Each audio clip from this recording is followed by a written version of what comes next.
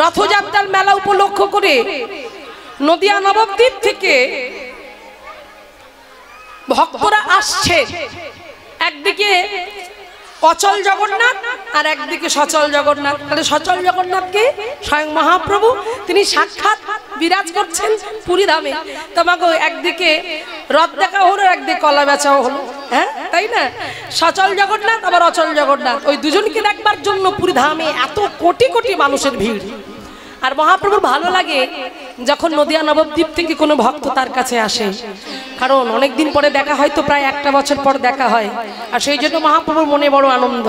আর তাই তো মহাপ্রভু আমার আনন্দে জগন্নাথের সামনে বসে বসে নিজে জগন্নাথ হয়ে জগন্নাথের সামনে বসে জগন্নাথ স্বামী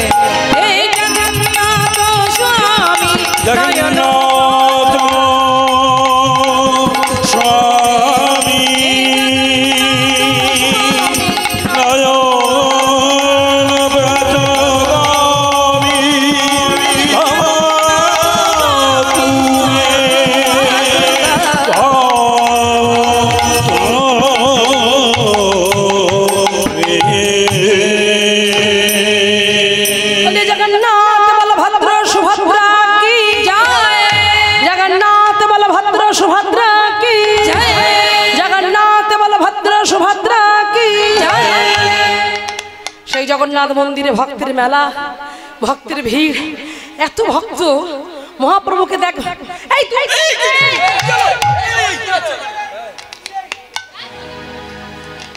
তুমি এখানে কেন এসেছো?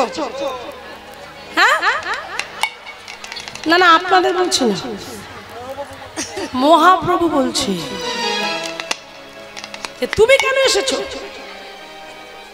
কাকে উদ্দেশ্য করে বলছেন? সবাইকে দেখে তো আনন্দ পেল, কিন্তু একজনকে দেখে মহাপ্রভু রেগে গেলেন। তিনি আর কেউ নন, তিনি হলেন কি জানো? নিতাই মোর জীবন ধনু। যে চরণ না পেলে গৌর চরণ পাওয়া যাবে না, সেই নিতাই চরণ। নিতাই মোর জাতি,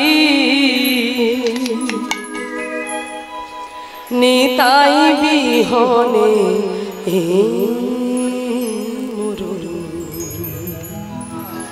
আর নাহি গতি। নিতাই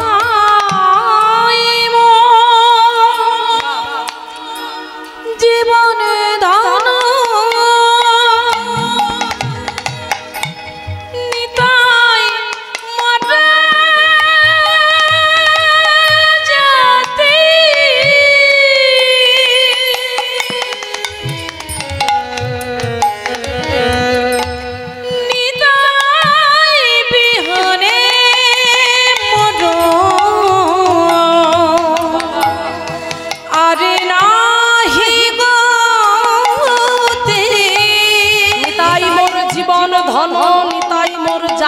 নিতাই বিহনে মোর আর নাহি গতি। তাই নিতাই চাঁদের চরণ ধরো, নিতাই চরণে যে ধরতে পারবে তবে সে গৌর চরণ পাবে। গৌর চরণে পেলে ব্রজে রাধা কৃষ্ণের দর্শন হবে। তো সেই জন্য বলছি শোনো, যে নিতাই চরণ ভাজে না, সেই নিতাই চরণ যদি না ভজতে পারে সে কোনোদিন ভগবানের চরণ দুটি পাবে না। সেই জন্য বলছে শোনো শোনো ওহে কলির জীব, তোমরা শোনো। যে দেশে নিতাই নাই সে দেশে না যায়,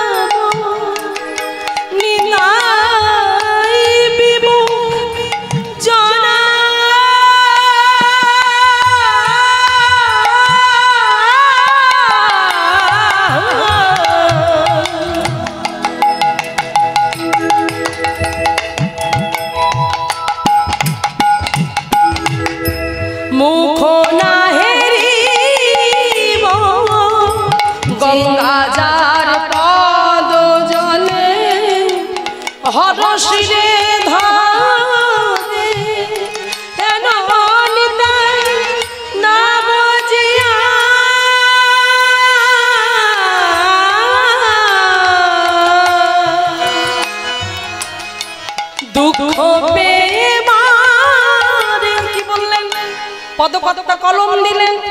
শোনো শোনো, লোচন দাস ঠাকুরের অপূর্ব সুন্দর পদ, যেখানে লিখলেন লোচন বলে মোর নিতা জীবন ভাজলি হানিতা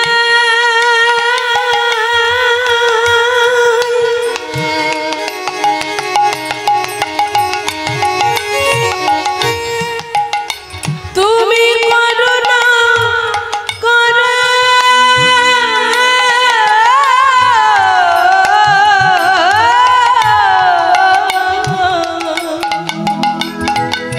তুমি কৃপা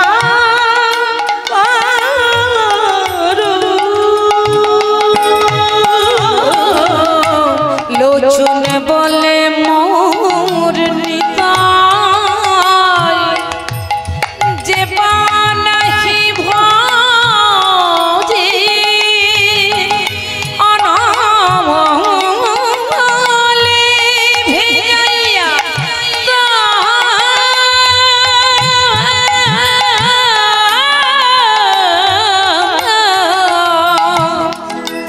মাঝ মুখ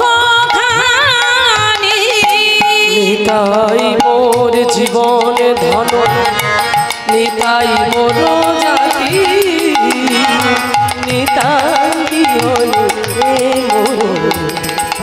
নাহি নিতাই মোর জীবন ধন নিতাই মোর জাতি নিতাই বিহনে মোর আরে নাহি গো আরে নাহি গো।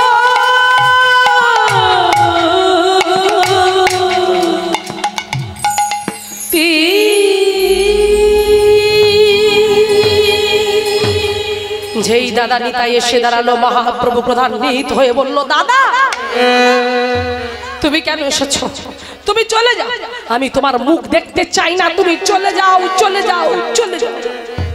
ও মায়েরা, দাদার প্রতি এমন ব্যবহার দেখে যারা এসেছিল তারা চমকে উঠে, একই মহাপ্রভু একই বলছে, যে দাদা না থাকলে জগাই মাথায় উদ্ধার হতো বাবা। মেরেছিস কলসির কানা, তাই বলে কি প্রেম দেব না? এটা কে বলেছিল? নিতাই চাঁদ। জগাই মাথায় উদ্ধার করতে গিয়ে নিতাই চাঁদ বলেছিল, ভাই প্রেম দিয়ে জগৎকে উদ্ধার করার জন্য আমরা এসেছি। মলাই চাঁদ কাজীর মতো পাষাণকে উদ্ধার করতে গিয়ে নিতাই চাঁদকে লেগেছিল পাশে। চপল গোপালকে উদ্ধার করতে গিয়ে নিতাই চাঁদকে পাশে লেগেছিল। আর আজকে দাদা তোমাকে এমন করে অপমান করছে, তুমি চলে চলো, তুমি থেকো না। নিতাই চাঁদ ফিরে এলেন, মহাপ্রভুর এমন কথা শুনে ফিরে এলেন। আবার একটা বছর পর আবার যখন রথযাত্রা শুরু হবে, তখন যখন দেখছে নদিয়া নবদ্বীপ থেকে সমস্ত ভক্তরা ছুটি আসছে পুরী ধামে, থাকতে পারলেন না অবধূত দ্বিতীয়ানন্দ। চিন্তা করছে, ভাই তো আমি তো বড় দাদা, বড় গাছে বেশি ঝড় বাঁধে, তাই তো, তা আমি তো দাদা, আমাকে সইতে হবে না, ও যা বলে বলুক না, ও তো ছোট, আমাকে মানিয়ে নিতে হবে। তাই কি করলেন, নিতাই চাঁদ আবারও চলেছেন কোথায়? পুরী ধামে। মা পুরী ধামে যারা যারা গিয়েছেন, আমি জানি না আপনারা এই মন্দিরটায় গিয়েছেন কিনা, টোটা গোপীনাথের মন্দিরে গিয়েছেন? টোটা গোপীনাথ, হ্যাঁ, আমাদের যেখানে মঠ আছে গৌড়ীয় মঠ, বাগবাজার গৌড়ীয় মঠ, আমাদের পুরুষোত্তম মঠের পিছনেই আছে এই টোটা গোপীনাথের মন্দির। আই টোটা গোপীনাথ, আই মানে মা, টোটা মানে বাগান, মায়ের বাগান।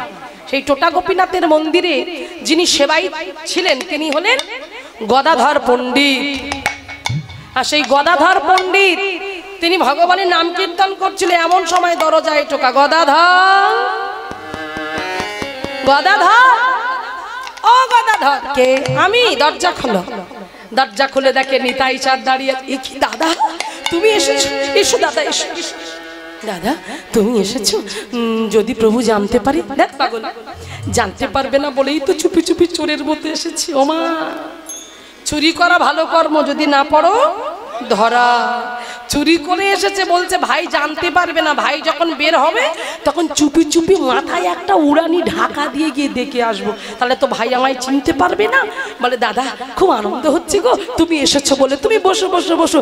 দাদা দাঁড়াও দাঁড়াও, আমি একটু ভিক্ষা করে নিয়ে আসি, তুমি এসেছো। এই দাঁড়া দাঁড়া, কোথায় যাচ্ছিস? শোন শোন, আসার সময় মা আমার শচী ঠাকুরানী, মা আমার গোবিন্দভোগ চাল পাঠিয়ে দিয়েছে ভাইয়ের জন্য। তা আয়, এই গোবিন্দভোগ চালটা দিয়ে তুই রন্ধন কর, ভগবানের ভোগ নিবেদন। বলো দাদা শুধু চাল নিয়ে কি হবে, শুধু কি অন্ন দিলে হবে? অন্নের সঙ্গে কিছু একটা দিতে হবে, কিছু একটা অন্নের সঙ্গে দিতে হবে। তাহলে অন্নের সঙ্গে দিতে গেলে বাহ, কি দিতে হবে না, তুমি একটু বসো, আমি একটু শাক পাতা কিছু নিয়ে আসি, বসো বসো। এই বলে গদাধর চলে গেল শাক আনতে। ও মাইরা, আর একটা জিনিস বাঙালিদের খুব প্রিয়, কি বলো তো, কি হলে ভাত খাওয়া হয়ে যাবে? টক। বাহ, হ্যাঁ টক হলে হয়ে যাবে, যারা টক ভালোবাসে। তো দেখুন, তাহলে বলছে টকটা কি দিয়ে বানাবো? বলে কি দিয়ে বানাবি টক? আমি তো টকের কোনো কিছু নিয়ে আসিনি। বলে তুমি চিন্তা করছো কেন? হয়তো টক করবো, ওই গাছের তেঁতুল পাতা ছিঁড়ে নেবো, গাছের তেঁতুল পাতা আর সমুদ্রের নোনা জল, ওই দিয়ে হয়ে যাবে টক। আর ভগবানের সেবাটা দেখুন কেমন। এইবারে গদাধর ওই শাক পাতা তুলে নিয়ে এসে, তেঁতুল পাতা আর নোনা জল নিয়ে এসে, সমুদ্রের নোনা জল নিয়ে এসে টক করলো, গোবিন্দভোগ চালের অন্ন আর শাক ভাজা এই দিয়ে সুন্দর করে রন্ধন হলো। রন্ধন করে এবার 3টে আসন পেতেছে। তা নিতাই বলছে, হ্যাঁ রে এই গদাধর, এই 3টে আসন করলি কেন? মাঝখানেরটা কার? বলে এটা নয় আমার, এটা নয় তোর, মাঝখানেরটা কার? বলে মাঝখানেরটা তো গোপীনাথের, যাকে সেবা দেব তার আসন পাতবো না? সেই সুন্দর করে আসন পেতে এবার ভগবানের ভোগ নিবেদন হবে। সুন্দর করে পাত্রে অন্ন দিয়েছে, শাক দিয়েছে আর টক দিয়েছে। এইবার সেবা লাগাবে। তাহলে সেবা লাগাতে গেলে দুপুরবেলা ভগবানকে ভোগ লাগাতে গেলে আমরা তো গান গাই, যারা ভগবানকে ভোগ লাগায় তারা গান গায়, যারা লাগায় না 2 করে নকুল দানা দেয় তারা কি আর গান করবে? তাদের কাছে গান আশা করাও যায় না, তারা শিখবে না তো কি করবে? কিন্তু মায়েরা দেখবে, যারা সাধুগুরু বৈষ্ণব আমার প্রভু বসে আছেন, নিত্য ভগবানকে ভোগ লাগায়, প্রভু জানে কিভাবে ভগবানকে ভোগ লাগাতে হয়। আমরা বলি ভজ ভগত বৎসল শ্রী গৌর হরি। আজকের এখানে আমরা কি গাইব? কি সুন্দর একটি পদ, ভজপতি নিবেদনের গান। আসুন সবাই আমরা গাইব। ও ধারণ শ্রী গৌর হরি, ভজপতি তোয় ধারণ শ্রী গৌর হরি, ভজপতি ধারণ শ্রী গৌর হরি, শ্রী গৌর হরি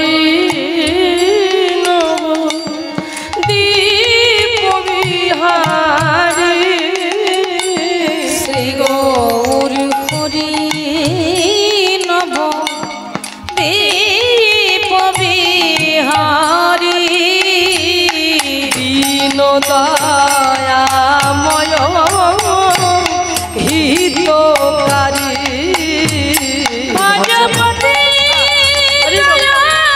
ধারণ শ্রী গৌর হরি। এইবার সেবা দিতে দিতে নিবেদন করছে, দেখুন কেমন করে। হরি বল ভগবান, এসো এসো ডাকছি, এসো এসো রাজা করে নিবে। কি হলো? কি বললি? কি বললি? কি বললি? কি আমি বলেছি এসো এসো গোরাচাঁদ, এসো এসো মহাপ্রভু। যাকে লুকিয়ে আমি তোর কাছে এলাম, তুই তাকে আবার নিবেদন করে ডাকছিস। ও যদি আসে বুঝতে পারছিস আমার কি হালটা হবে?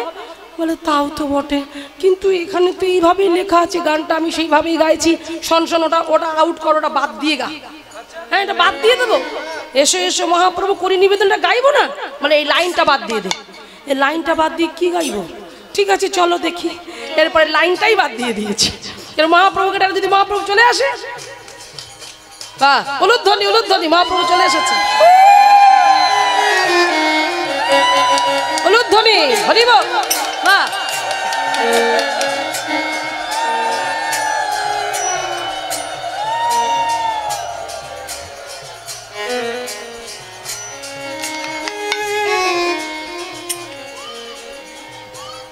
আসুন। এইবারে যখন বলছি এসো এসো মহাপ্রভু করি নিবেদন, বলছি এটা গাওয়া যাবে না, তাহলে কি গাইব? বলোর পরেরটা ভাব কি গাওয়া যায়। এবার গাইছে আমি না জানি হে পরিপাটি, আমি না জানি হে রন্ধ, আমি না জানি হে পরিপাটি,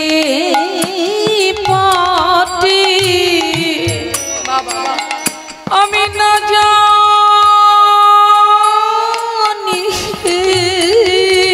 হরি বল হরি বল। এই হলো ভগবানকে সেবা দেওয়া, সুখা দুঃখা করো ভজপতি তোধারণ শ্রী গৌরী হরি, ভজপতি তোধারণ শ্রী গৌরী। এরপর আরো সুন্দর করে বলছে তিনটে আসন পেতেছি তো, তাই তিনটে আসন যখন পেতেছে এরপরে গদাধর গাইছে কি বামে প্রিয় গদাধর দক্ষিণে নিতাই, বামে প্রিয় গদাধর দক্ষিণে নিতাই, বামে প্রিয় গদাধর দক্ষিণে নিতাই, বামে প্রিয় গদাধর দক্ষিণে নিতাই। এবার কি বলছে মধ্য আসনে বসে চৈতন্য। তুই আবার এই কথা বলছিস? তাই এই কিন্তু লেখা আছে এই গানের মধ্যে, এই কথাগুলো থাকলে আমি কি করব? তুই তুই এক কাজ কর, ওই জায়গাটা আবার গা দেখি, আবার গা। আবার গাইছে বামে প্রিয় গদাধর দক্ষিণে নিতাই, মধ্য আসনে বসেন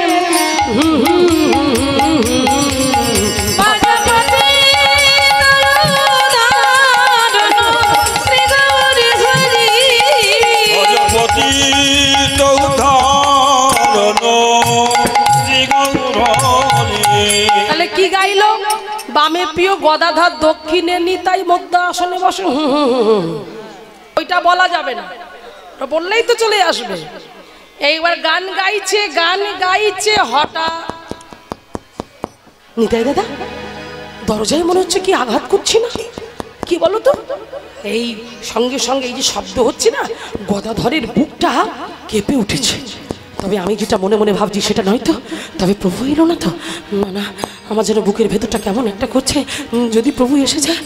ভিতরে ভয়। নিতাই বলছে একবার খুলে তো দেখ। সেবা করতে বসেছে নিতাই আর গদাধর। এইবারে ধীরে ধীরে গদাধর করলো কি, দরজার কাছে এসেছে। দরজার কাছে এসে দরজাটা ভয় ভয় করে গিয়ে খুলে দিয়েছে। যেই দরজা খুলে দিয়েছে দেখছে যে ভয়টা পেয়েছি, মহাপ্রভু এসে দাঁড়িয়েছে। গদাধর আমাকে না ডেকেই তোমরা সেবা করতে বসে গেলে, আমাকে ডাকবার প্রয়োজন মনে করলে না গদাধর? আমি তোমাদের কাছে এতই অপ্রিয়? না প্রভু না, তুমি এমন করে বলো না প্রভু, তুমি এমন করে বলো না। তুমি এসো প্রভু, এসো। দেখো দেখো, কে বলেছে তোমার জন্য আমি আসন পাতিনি? এই তো মাঝখানে যে আসনটা, ওটা তো তোমারই আসন, এই তো তোমার আসন প্রভু, তুমি বসো বসো। এইবার হঠাৎ করে দেখলো পাশে বসে আছে কে? এ কি? মাথাটা নিচে, ওই যে বললাম চুরি করা বড় ধর্ম, যদি না পড়ো ধরা। মাথা নিচু করে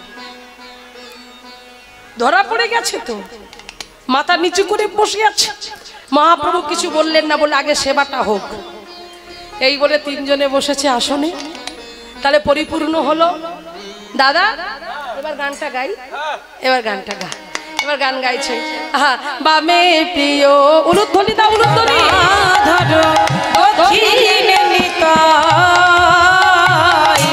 বামে প্রিয় গদাধর দক্ষিণে মধ্যয়া শোনে বসে চৈতন্য গোসাই ভজপতি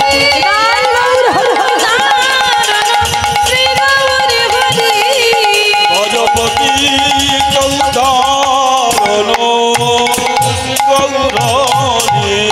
আমার ভোগ মন্দির আলো হলো, ভোগ মন্দির আলো হলো, ভোগ মন্দির আলো ওই ভোগ মন্দির আলো হলো, তিনি প্রভুর আলোর ছটা, ভোগ মন্দির আলো হলো, তিনি প্রভুর আলোর আমার ভোগ মন্দির আলো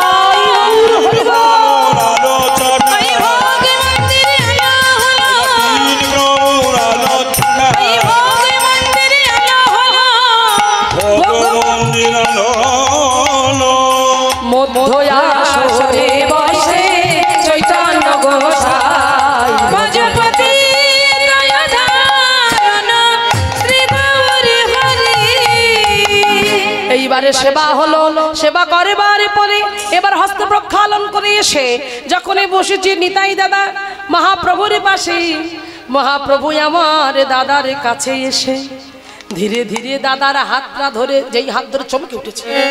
দাদা তোমাকে আমি এতবার করে বারণ করলাম তুমি এসো না, তবু তুমি শুনলে না দাদা, তুমি এলে, তুমি চলে যাও দাদা, তুমি চলে যাও। কেন ভাই তুই আমায় এমন করে বলিস কেন? গতবারও এসেছিলাম, গতবারে তাড়িয়ে দিয়েছিস, এবারও এমন করে বলছিস কেন? কারণ দাদা তুমি শোনো, তুমি আর আমি অনেক কষ্ট করে একটা ভক্তি বীজ রোপণ করে এসেছি নদিয়া নবাব দ্বীপের মাটিতে। তুমি জানো না দাদা, ওই বিধর্মীরা তুমি চলে এসেছো, হয়তো যদি কিছু করে ফেলে আর কিন্তু আমরা ভক্তির বীজ স্থাপন করতে পারবো না দাদা। তুমি চলে যাও, তুমি চলে যাও, আর কখনো কোনোদিন তুমি আমার কাছে আসবে না, এই আমি তোমায় শর্ত দিলাম। তুমি আসবে না, আসবে না, আসবে না। নিতাই দাদার চোখে জল।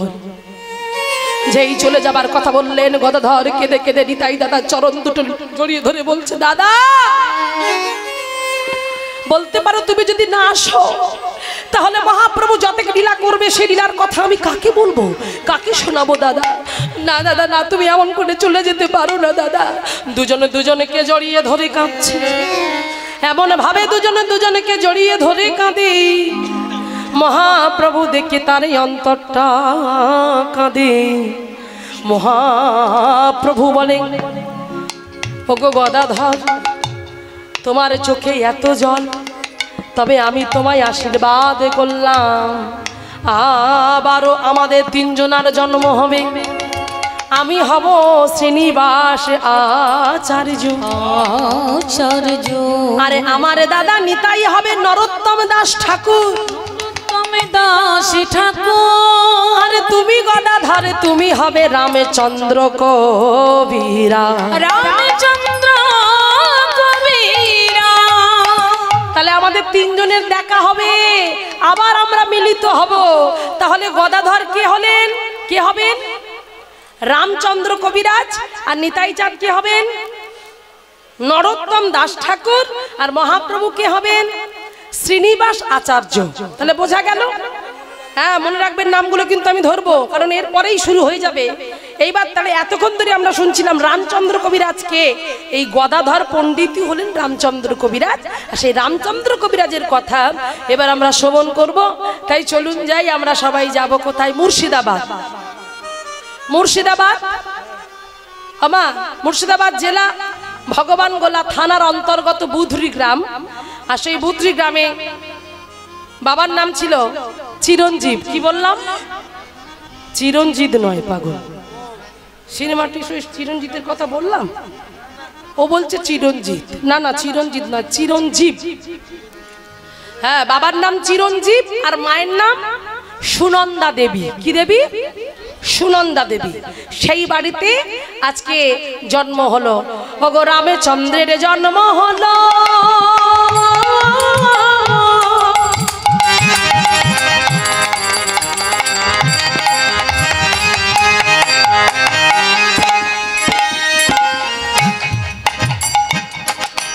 ওগো চিরঞ্জীবের ঘরে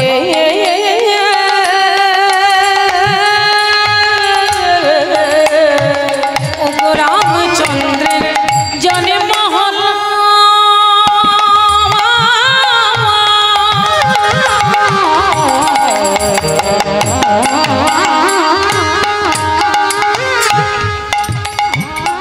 ওগো চিরঞ্জীবের ঘরে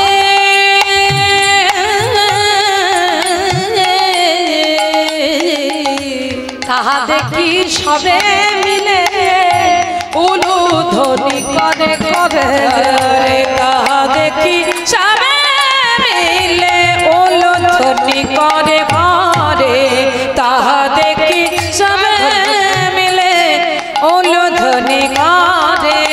নানায়ানন্দ আর ধরে নারে, আনন্দ আর ধরে নারে, আনন্দ আর ধরে নারে, আনন্দ আর ধরে নারে, আজ পুত্রের বদন হেরি, আনন্দ আর ধরে নারে, পুণ্যের বদনেরি, আনন্দ আর ধরে নারে, পুণ্যের বদনেরি, আনন্দ আর ধরে নারে, পুণ্যের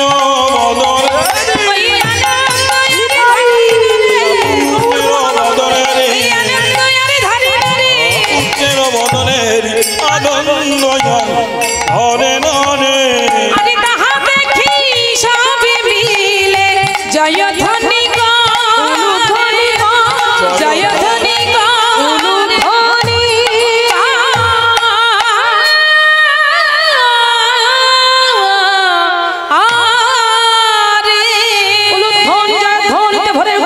সেই চিরঞ্জীবের বাড়ি, সেই পুত্রী গ্রামে। কারণ পুত্র সন্তান হয়েছে।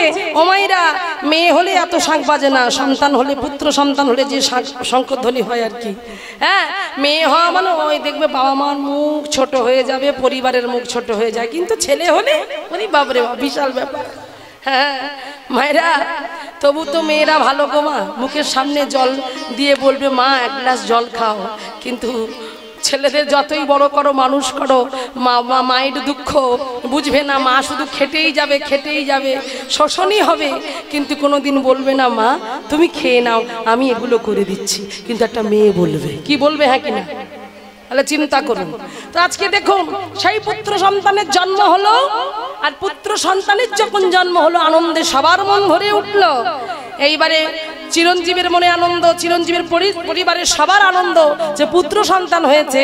দেখতে দেখতে আনন্দে বেশ কয়েক বছর কেটে গেল। দেখতে দেখতে ছেলে 5 বছর বয়স হয়ে গেল। কিন্তু মায়েরা, চিরদিন কাহারও সমান নাহি যায়, তাই না? এককাল দুঃখ, এককাল সুখ ভোগ করতে হয়। 5 বছর যখন বয়স হলো সেই পুত্র সন্তানের, যার নাম রাখা হলো রামচন্দ্র। রামচন্দ্র যখন বড় হলো, বয়স 5 বছর হলো, আবার সুনন্দা দেবী গর্ভবতী হলেন। আর গর্ভবতী তো হলেন বটে, কিন্তু হঠাৎ করে তার জীবনে একটা ঝড় উঠল। কেমন ঝড়? হঠাৎ চিরঞ্জীব মারা গেলেন। চিরঞ্জীব যখন মারা গেলেন, সেই চিরঞ্জীবের মৃত্যু দায় এসে পড়ল রামচন্দ্রের মা সুনন্দা দেবীর উপরে। কুলোটা কলঙ্কিনী স্বামীকে খেয়েছে, বেরিয়ে যায়, দূর হয়ে যায় এখান থেকে। তোর মতো কলঙ্কিনী, তোর মতো কুলোটার মুখ যেন আমাদের না দেখতে হয়। শাশুড়ি ননদী সুনন্দা দেবীর হাতটা ধরে টানতে টানতে বের করে দিল। তখন রাত্রিবেলা পা দুটো জড়িয়ে ধরে কেঁদে কেঁদে বলেছিল সুনন্দা দেবী, মাগো আজকে রাতটুকু থাকতে দাও, কাল সকাল হলে চলে যাব। ভক্তমণ্ডলী, বাবা আমার ভক্তিমতী মায়েরা, আচ্ছা মেয়েদের দুটো ঘর তো, একটা হলো বাপের বাড়ি আর একটা হলো শ্বশুর বাড়ি। কারণ মাগো মেয়েটা যে বাপের বাড়ি যাবে, কোথায় মুর্শিদাবাদ শ্বশুর বাড়ি আর কোথায় বাপের বাড়ি হচ্ছে বর্ধমান শ্রীখণ্ড। রাত্রিবেলা গর্ভে সন্তান 5 বছরের ছেলেটাকে ধরে ঘাড় ধাক্কা দিয়ে বের করে দিল বাড়ির বাইরে। এতবার করে মিনতি করে বলল কালকে আজকে রাতটুকু থাকতে দাও, কাল সকালে চলে যাও। থাকতে দিল না, বের করে দিয়ে মুখের উপর দরজাটা বন্ধ করে দিল। কোথায় যাবে? বাপের বাড়ি বর্ধমান শ্রীখণ্ড মাইরা। আর সুনন্দা দেবীর বাবার নাম ছিল দামোদর পণ্ডিত। কি নাম? দামোদর পণ্ডিত। তিনি শাক্তমতে দীক্ষিত, মানে কালীর ভক্ত, মা কালীর ভক্ত। তাই তিনি প্রতিদিন মায়ের আরতি করে, মায়ের কীর্তন করে, মায়ের গুণকীর্তন গায়। হ্যাঁ, এদিকে ভোরবেলা উঠেছেন দামোদর পণ্ডিত, মায়ের মন্দিরে প্রবেশ করে জবা ফুল নিয়ে সুন্দর করে মালা গেঁথেছে মায়ের চরণে দেবে বলে। আর এদিকে সেই ছোট্ট সন্তানকে নিয়ে সুনন্দা দেবী সারা রাত পথে পথে ঘুরিয়ে ঘুরিয়ে ঘুরিয়ে ঘুরিয়ে অবশেষে বর্ধমান শ্রীখণ্ডে আসছে।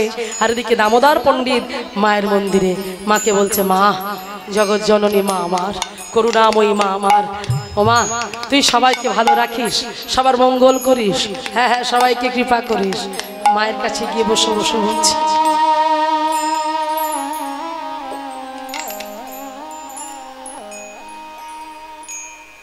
যতনে হৃদয়ে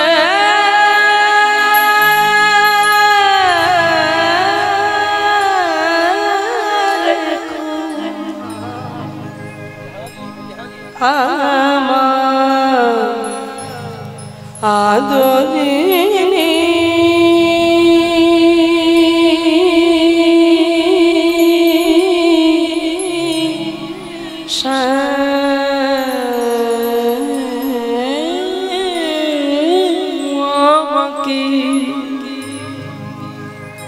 যতনে হৃদয়ে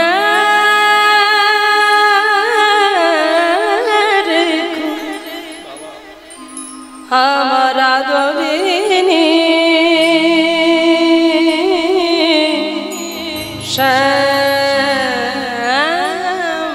শ্যামাকে, যতনে হৃদয়ে রেখো আমার আদরিনী শ্যামাকে। মায়েরা, ভগবানকে ডাকতে গেলে এইভাবে ডাকতে হয়, মাকে ডাকতে গেলে এইভাবে ডাকতে হয়। মন্দিরে প্রবেশ করবেন, দরজা জানলা বন্ধ করে দেবেন, কারণ ভজন পথে একটা টিকটিকেও যদি টিকটিক করে শব্দ হয় ভজন নষ্ট হয়ে যায়। তাই সেই জন্য ভজন করতে গেলে খুব গোপনে নিরজনে করতে হয়। হ্যাঁ, 3টে জায়গায় ভগবানকে পাওয়া যায়, এক হলো বনে, ঘরের কোণে, আর মনে মনে। তাই বলছে যতনে হৃদয়ে রেখো আমার আদরিনী শ্যামা মাকে। এবার মনকে বলছে, মন ওরে তুই দেখ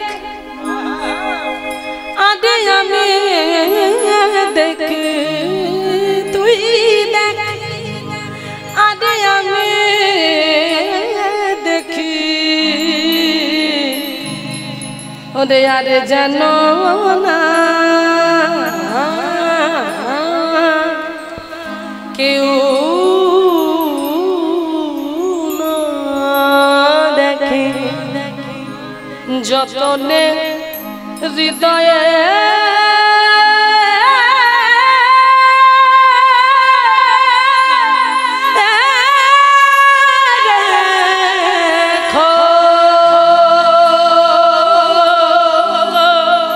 আমার আদরিনী শ্যামাকে, যতনে হৃদয়ে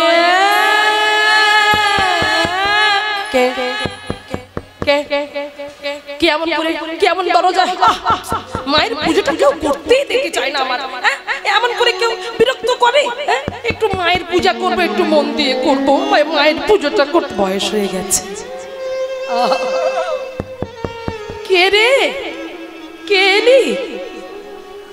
শেষ পুষ্পাঞ্জলিটাও দিতে দিবি না দেখছি। দাঁড়া দাঁড়া, দরজাটা খুলছি, দাঁড়া। কে? বাবা, বাবা দরজাটা খুলবে। কে রে? দাঁড়া দাঁড়া, দরজাটা খুলছি। ধীরে ধীরে দরজার কাছে এক পা করে এগিয়ে গেলেন। আর ওই এক পা করে দরজার কাছে এগিয়ে গিয়ে দরজাটা, ওমা আমার সুনন্দা না,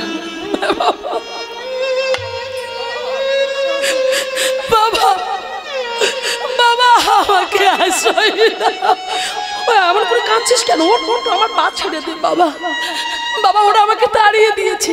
কে তাড়িয়ে দিয়েছে জানো বাবা? তোমার জামাই আমাদের ছেড়ে চলে গেছে বাবা। তোমার জামাই চলে গেছে বলে তার মৃত্যুর দায় আমার উপরে চাপিয়ে দিয়েছে বাবা। আমাকে ঘর থেকে বের করে দিয়েছে। আমার এই 5 বছরের ছেলেটাকে ওরা থাকতে দেয়নি বাবা, ওরা থাকতে দেয়নি বাবা। তুমি আমাকে তাড়িয়ে দেবে না তো?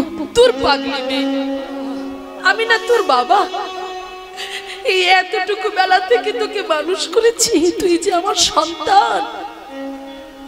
ওরা জায়গা দেয়নি তো কি হয়েছে? তোর বুড়ো বাপ এখনো বেঁচে আছে, আমি দেখবো। তুই আমার মেয়ে, আমার কাছে থাকবি। আর দাদু ভাইয়ের কথা চিন্তা করিস না, ওকে আমি মানুষ করব, আমি ভালোবাসবো। আর আমি তো খুঁজছিলাম আমার মন্দিরে একটু মার্জন করবে, আমার একটু মায়ের জন্য ফুল তুলে দেবে, আমার মায়ের জন্য একটু রন্ধন করবে, আমি লোক পাচ্ছিলাম না। এবার আমি শান্তি পেয়েছি, আমার মেয়ে এসে গেছে আর আমার কোনো চিন্তা নেই। আয় আয় সুনন্দা আয়। মেয়েকে নিয়ে গেল। ধীরে ধীরে দাদুর ভালোবাসা পেয়ে রামচন্দ্র বড় হচ্ছে। আর এদিকে সে গর্ভে যে সুনন্দা দেবীর যে সন্তান ছিল সেই সন্তানের জন্ম হলো। আর সেই সন্তান আর অন্য কেউ নয়, সেই সন্তান যার নাম হলো গোবিন্দ দাস, পদকর্তা গোবিন্দ দাস।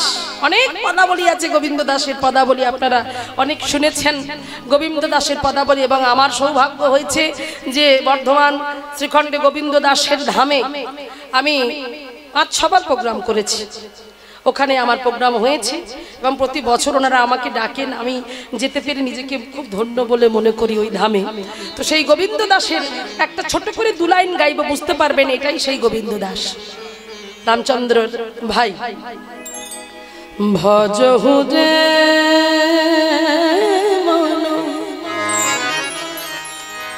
শ্রীনন্দের নন্দন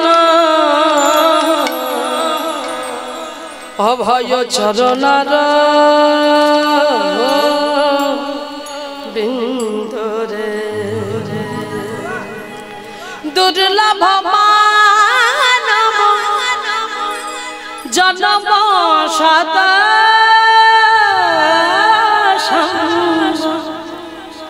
দুর্লভ মানব জনম সদা সঙ্গ তরহু এ ভব সিন্ধুরে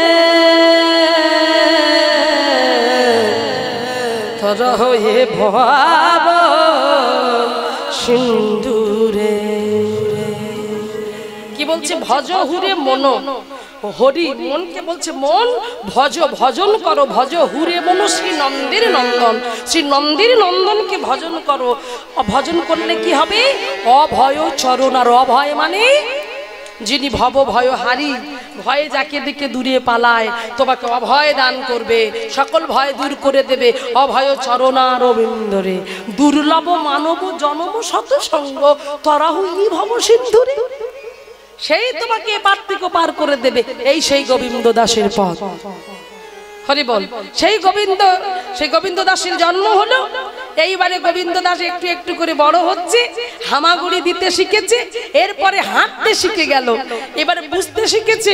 এবার দাদুর সঙ্গে যায়, দাদু হাত ধরে নিয়ে যায়, বস। এইবার দেখো, যেই বললেন দাদুর কোলে বসিয়েছি, ওই যেমন মায়ের কোলে বসেছে, দাদুর কোলে বসেছে। এইবার দাদুর কোলে, ও দাদু এটা কি? কালো গায়ের রং কেন কালো? হ্যাঁ কেমন দেখতে, কি বড় জিভটা বের করে আছে, এমন কালো কেন, আর এত বড় বড় চোখ কেন, আর এত বড়ই বা জিভ বের করে আছে কেন? বলো না দাদু, ও দাদু বলো না, ইনি কেন কালো? দাদু বলে, দূর পাগল, শোন শোন রে, ওরে আমার কোলে বস, আমার কোলে বস, আমি তোকে বোঝাচ্ছি ইনিকে। কোলে নিয়ে বলছি যে জগৎ জননী মা রে, মায়ের গায়ের রংটাই কালো, কালো হলে কি হবে যে জগৎ আলো, জগৎ আলো করে রাখে আমার জগৎ জননী মা। বলে তাই নাকি? হ্যাঁ, ওই যে মা যেমন আমায় টিপ পরিয়ে দেয়, কিসের টিপ? কাজলের টিপ পরিয়ে দেয়, তো দেখে মনে হয় ওই কালিটাই যেন মায়ের গায়ে মাখিয়ে দিয়েছে। ছোট তো তাই দাদুর কোলে বসে বলছে, ও দাদু ওই দেখো দেখো। এবার দাদু বলছে, দেখে মা,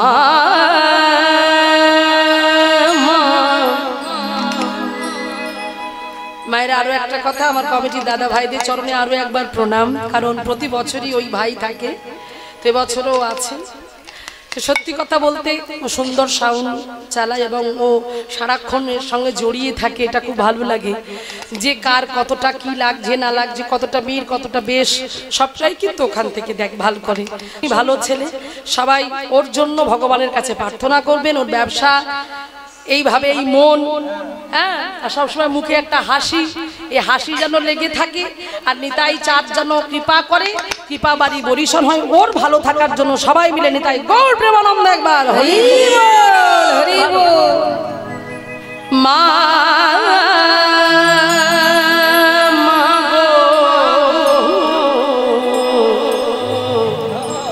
মা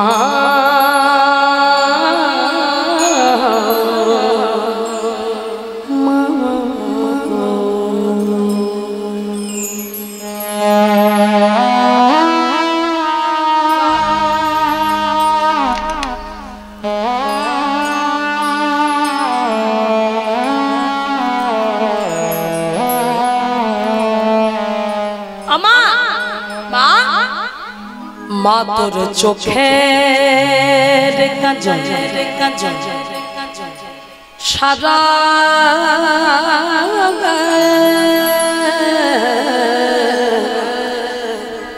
মাখিয়ে দিলোকে,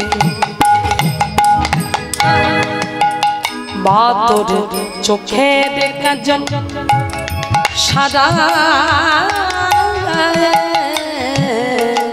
মাখিয়ে দিলোকে, ওদেরকে পরালো শ্মশান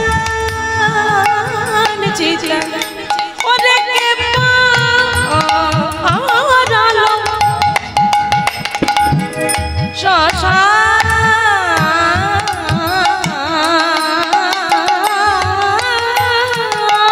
চিতা।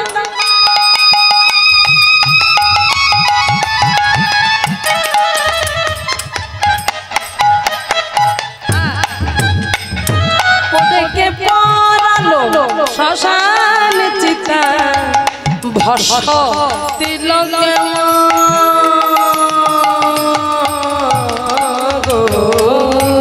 চোখের কাজল সারা গায়ে মাখিয়ে দিলোকে, মা তোর চোখের কাজল সারা গায়ে মাখিয়ে দিলোকে।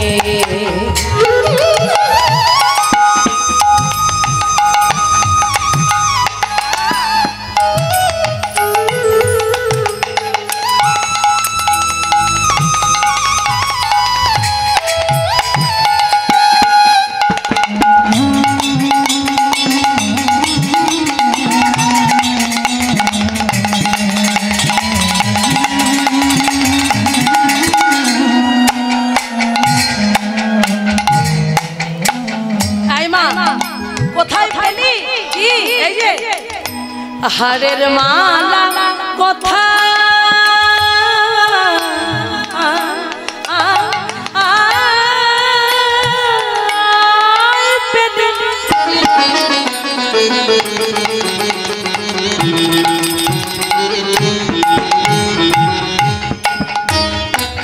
মা,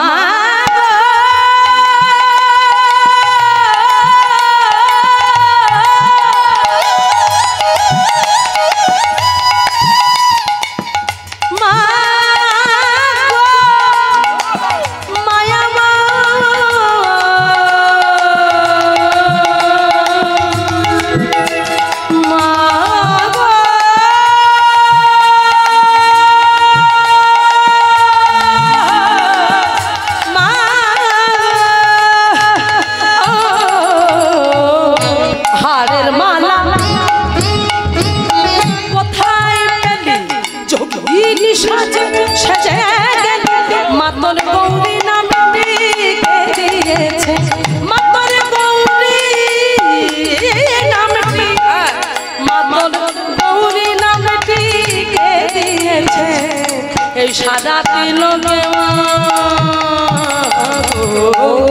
চোখের কাজল সারা গায়ে মাখিয়ে দিল মা তোর চোখের কাজল সারা গায়ে মাখিয়ে দিল। এবার মায়ের চরণের কথা বলছে দাদু ভাই, দেখ দেখ দেখ মায়ের চরণটা দেখ কেমন চরণ। ও মাইরা, মায়ের চরণে কি পরানো আছে? আলতা। আলতার রং সাদা তো, কি রং? লাল। তাই এবারে কি বলছি, দেখ দেখ মায়ের শোভা, চরণের শোভাটা দেখ কেমন শোভা। দেখে যা রে পায়ে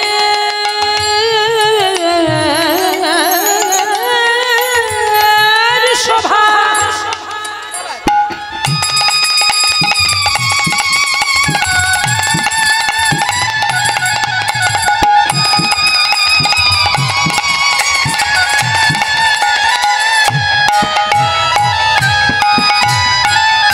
দেখে যা দেখে যা পায়ের শোভা, পানই তো যেন রক্ত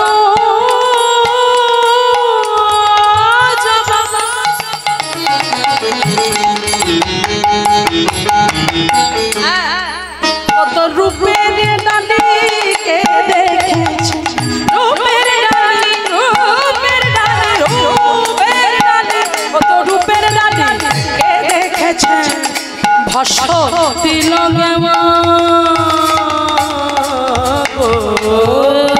চোখের কাজল সারা গায়ে মাখিয়ে দিল মা তোর চোখের কাজল সারা গায়ে মা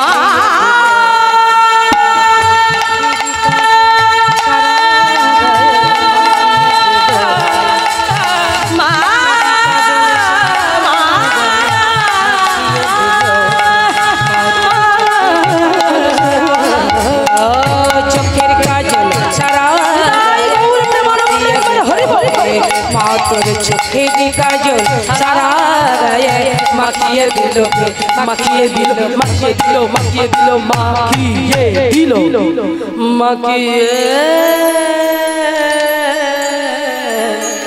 দিল কে। জয় মা জয় মা জয় মা।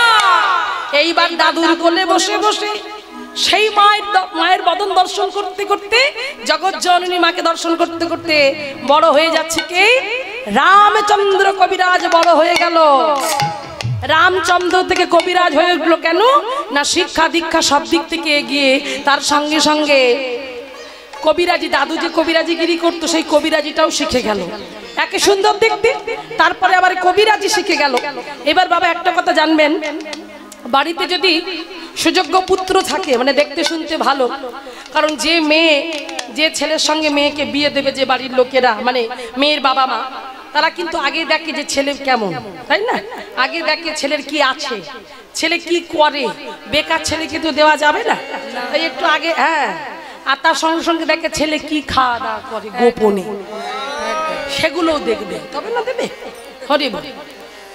অন্যরকম ভাবে চলে গেলে সে আলাদা ব্যাপার, কিন্তু দেখাশোনা করলে তো এগুলো দেখতে হবে। কিন্তু এখন দেখাশোনা করে দিতে হয় না, যে যার সেটা দেখে নিচ্ছে। হ্যাঁ, তো দেখুন, যেহেতু রামচন্দ্র বড় হয়েছে, সুযোগ্য, সব দিক থেকে সুঠাম, দেখতে সুন্দর, পড়াশোনা জানে, শিক্ষিত, জ্ঞানী, পণ্ডিত, তার সঙ্গে আবার কবিরাজ, সেই জন্য মেয়ের বাবাদের লাইন পড়ে গেছে। মা দামোদর পণ্ডিতকে বলছে, ও দামোদর পণ্ডিত, এই যে তোমার নাতিকে বিয়ে দেবে, আমার বাড়িতে একটা ভালো মেয়ে আছে গো, দেখতে শুনতে ভালো, পড়াশোনা জানা মেয়ে। এখন দামোদর পণ্ডিত চিন্তা করছে, আমার নাতিকে বেশি দিন রাখা যাবে না, যা মেয়েদের লাইন পড়ছে। হ্যাঁ, তাই আমি যেহেতু আমার নাতি, সেই জন্য ওর নাতবউ যে হবে সে একটু সুন্দরী হবে, দেখতে শুনতে ভালো হবে। কারণ মায়ের একটা কথা জানবে, স্বামী স্ত্রী, কারণ স্বামী যেমন হবে স্ত্রী যদি সেরকম না হয় খুব সমস্যা।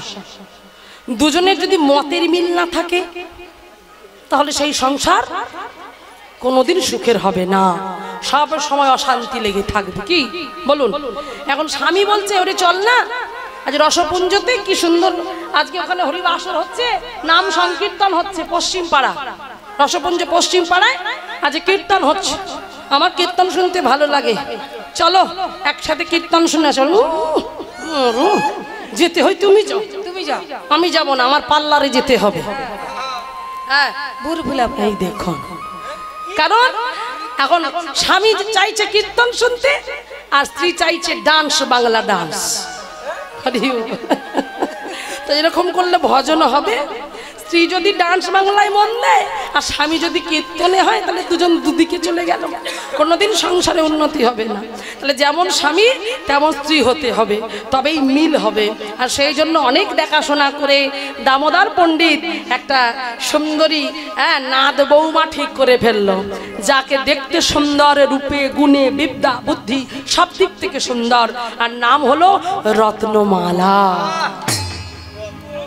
সেই রত্নমালার সঙ্গে ঠিক হলো রামচন্দ্রের বিবাহ। শুভ দিনে শুভক্ষণে বিয়ে হবে মাইরা। বাবা এইবার দেখো রামচন্দ্র যেখানে বিয়ে করতে যাবে সেই জায়গাটা কোথায় শুনে নাও। তাহলে আমরা কিন্তু আগে শুনেছি রামচন্দ্রের পৈতৃক বাড়ি কোথায়, যেখানে রামচন্দ্রের জন্ম হয়েছিল, মুর্শিদাবাদ।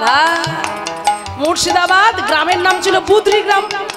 এইবারে রামচন্দ্র যেখানে বিয়ে করছে বুদ্রি গ্রামের পাশের গ্রামের মেয়ে রত্নমালা। সেই রত্নমালার সঙ্গে বিয়ে হবে। এইবার পালকিতে করে বর গিয়েছে, সুন্দর করে বিয়েটা হলো। মা বিয়ে হয়ে যাবার পরে এইবারে পালকিতে করে বউ নিয়ে ফিরছে রামচন্দ্র, সবাইকে সঙ্গে নিয়ে রামচন্দ্র ফিরছে। তাই মায়েরা পালকি আসছে কেমন ভাবে, কিভাবে আসছে দেখো। সেই মুর্শিদাবাদ পেরিয়ে তোমার ওই বর্ধমান যে কাটোয়া হয়ে ওই যে গঙ্গাটা আছে, গঙ্গাটা পের হয়ে একটা গ্রাম জাজি গ্রাম, সেই জাজি গ্রামের ওপর দিয়ে পালকি যাচ্ছে।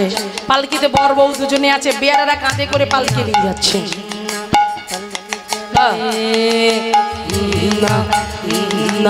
পালকি চলে পালকি চলে চলে রে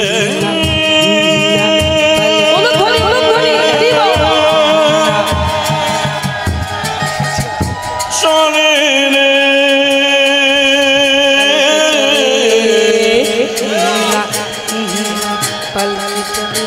পালকি চলে রে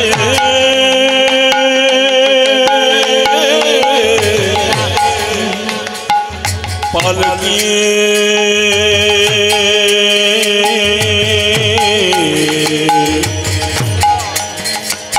পালকি চলে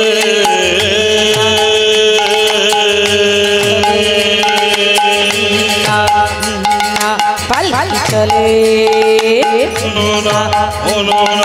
পালকি চলে। এইভাবে পালকি যাচ্ছে জাজি গ্রামের পথ দিয়ে। আর যেতে যেতে যেতে যেতে ওই গ্রামের ভিতরে একটা বৃক্ষ ছিল, সেই বৃক্ষের তলায় এক ভক্ত মানে একজন বৈষ্ণব ঠাকুর, তিনি ভাগবত পাঠ করছিলেন।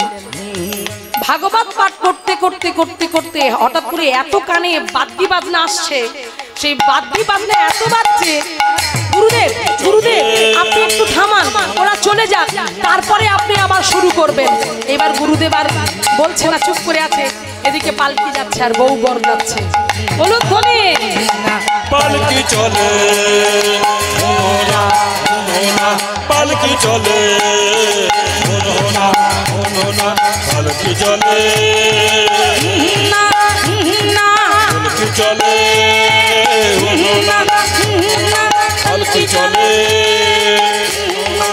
এইবার পালকিটা বেশ যাচ্ছে, যেতে যেতে যেতে যেতে এমন সময় লক্ষ্য করলেন ওখানে যিনি বসেছিলেন তিনি আর অন্য কেউ নন, তিনি হলেন সেই শ্রীনিবাস আচার্য ঠাকুর।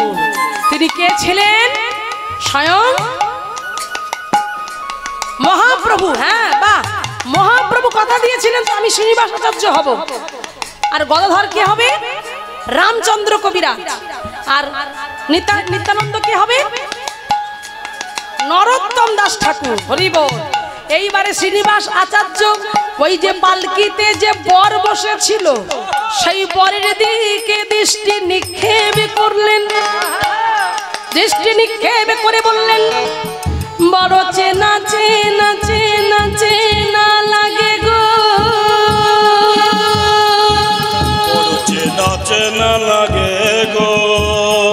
এই যে আমার বড় প্রিয়, বড় প্রাণের, বড় আদরের, একে আমার খুবই চেনা চেনা লাগে, কিন্তু এ তো সংসারী হবার জন্য এর তো জন্ম হয়নি। রাধা গোবিন্দের ভজন করবার জন্য ওর জন্ম হয়েছে, সংসার তো এর হবে না। এই দেখুন এই কথাটা বলছে, তাহলে বলছে কি শ্রীনিবাস আচার্য গাছতলায় বসে বসে, আর শুনতে পেল কে? সেই বর পালকিতে যে বসেছিল, হ্যাঁ রামচন্দ্র কবিরাজ। এইবার পালকিটা ধীরে ধীরে ধীরে ধীরে চলে গেল। এইবার যখন পালকি থেকে করে বাড়িতে চলে এলো বর বউ। এবার যখন বাড়িতে চলে এসেছি, সবাই বাড়িতে লোক কুটুম ভর্তি, খাওয়া দাওয়া হলো, আনন্দ হই হুল্লোড় হলো। এই জায়গাটা মন দেবেন, ফুলসজ্জার রাত। এই ফুলসজ্জার রাত এমনই একটা রাত যে রাতে প্রিয়তমা প্রিয়তমের কাছে নিজেকে মেলে দেয়, নিজেকে সমর্পণ করে দেয়। সবাই চলে গেছে, রত্নমালা বসেছে খাটের উপরে, রত্নমালার পাশে গিয়ে বসেছে রামচন্দ্র। এবার রামচন্দ্র রত্নমালার পাশে বসে বলছে, রত্নমালা তোমার এখানে কোনো অসুবিধা হচ্ছে না তো? না স্বামী, আমার কোনো অসুবিধা হচ্ছে না। মায়ের এদিকে ধ্যান দেবেন, খাওয়া দাওয়া ঠিকঠাক করেছে তো? আগে হ্যাঁ স্বামী, আমি খাওয়া দাওয়া ঠিক করেছি। আপনি খেয়েছেন? হ্যাঁ আমি খেয়েছি। আচ্ছা রত্নমালা, অনেক কাজের মধ্যে ছিলাম তো, তোমার সাথে আমার সেভাবে কথা হয়নি, তুমি একটা কথা বলার ছিল। হ্যাঁ বলুন, আপনি কি বলছেন? আচ্ছা রত্নমালা, যখন আমরা ওই শ্রীখণ্ড, ওই যে শ্রীখণ্ড থেকে যে কাটোয়া নদীটা পের হয়ে আস্তে আস্তে একটা গ্রাম জাজি গ্রাম, মনে পড়ে? হ্যাঁ মনে পড়ছে।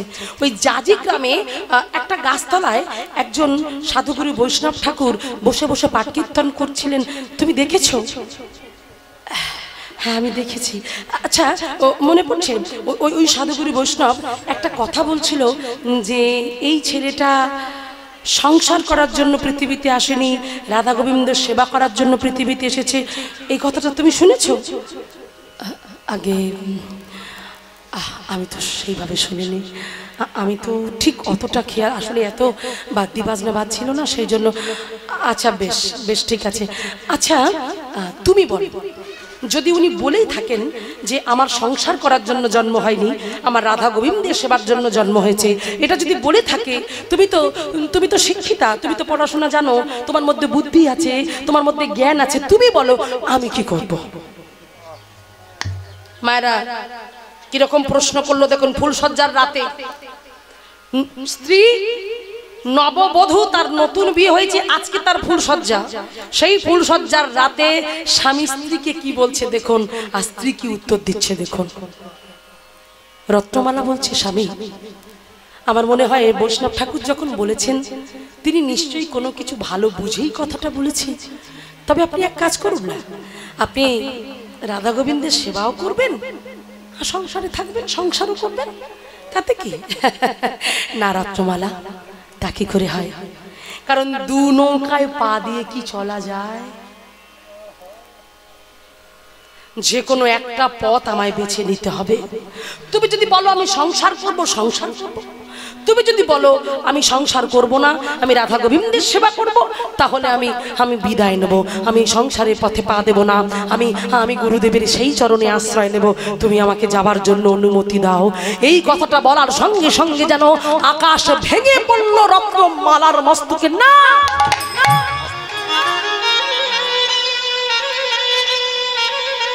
কি বললি স্বামী? এটা কি বললে? আমাকে ছেড়ে যাওয়ার কথা তুমি বললে কি করে? আজ আমি নতুন, এই বাড়িতে নতুন এসেছি, আমি কাউকে জানি না, আমি কাউকে চিনি না। আমার সঙ্গে আপনার জীবন আমার সঙ্গে জুড়ে গেছে, আমি আপনাকে ছেড়ে কি করে থাকবো? প্রত্যেক নারীর একটা ইচ্ছা থাকে, একটা আশা থাকে তার স্বামীকে নিয়ে সুখে সংসার করতে, আর আমি সেই আশায় বুক বাঁধবো বলে আমি আমার বাবা মাকে ছেড়ে আমি ঘরে এসেছি। আর আপনি কি বলছেন আমাকে ছেড়ে চলে যাবেন? কিন্তু এটা না করলে যে আমার উপায় নেই রত্নমালা, আমার উপায় নেই। গুরুদেবের চরণ আমাকে আশ্রয় করতে হবে। আমি যদি সারা রাত তোমার সঙ্গে থাকি, আমি আমার ভজন হবে না, আমি গুরুদেবের কথা রাখতে পারবো না, আমাকে যেতে হবে। মায়েরা দেখুন, লালা বাবুর একটা কথায় জীবনের পরিবর্তন ঘটেছিল। বাবুজি বেলা যে যায় বাসনায় আগুন দেবে না, শুধু বলেছিল। ওই রজকিনী কন্যা ধোপার মেয়েটা তার বাবাকে ডেকে বলেছিল, বাবুজি বেলা যে যায় বাসনা মানে কি কলা বাসনায় আগুন দেবে না। আর লালা বাবু ভেবেছিল, বাবুজি বেলা যে যায় বাসনায় আগুন দেবে না। নিতাই গৌর হরি বল। আর আজকে রামচন্দ্রের জীবনে তাই ঘটলো। ওই বৈষ্ণবের কথাটা একটা মাত্র কথায় তার জীবনের পরিবর্তন ঘটছে। দেখুন, স্ত্রীকে বলছে, না না রত্নমালা, তুমি তো সহধর্মিনী। সহধর্মিনী কাকে বলে? যে স্ত্রী স্বামীকে ধর্মের পথে এগিয়ে দেয়, সেই তো সহধর্মিনী হয়। তা তুমি যদি আমার সহধর্মিনী হও, তাহলে তোমার কর্তব্য তোমার স্বামীকে ধর্মের পথে এগিয়ে দেওয়া। তাই তুমি আমাকে না করো না, আমায় না বলো না। নয়ন জলে বক্ষ ভেসে যাচ্ছে, কাঁদতে কাঁদতে বলছে, স্বামী ঠিক আছে, যেতে যদি হয় তবে কাল সকালে তুমি যেও, আজ রাত্রি করতে তুমি থেকে যাও।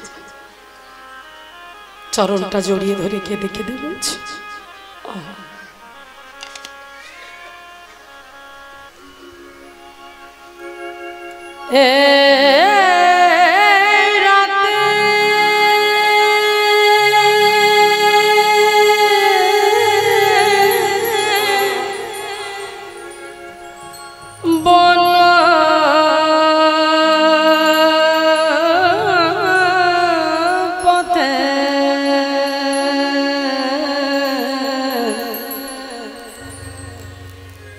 বন পথে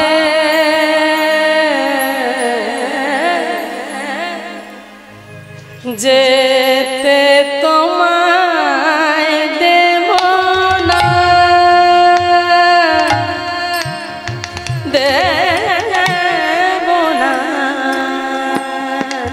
গো, যেতে তোমায় দেব না, দেব না, দেব না,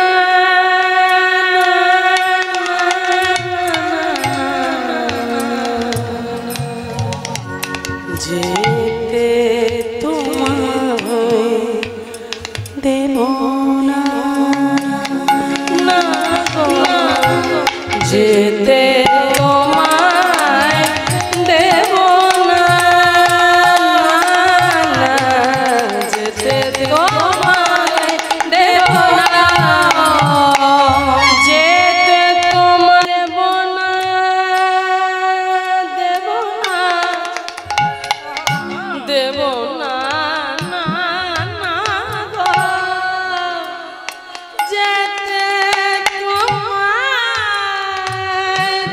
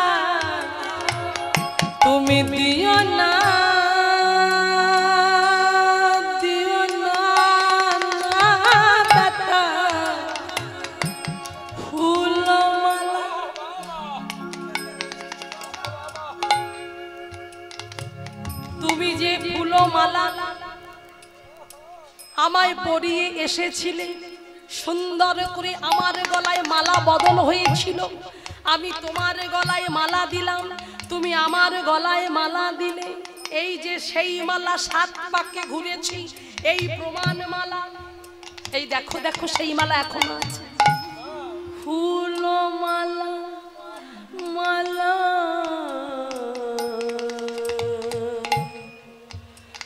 ফেলে দিও দিও না,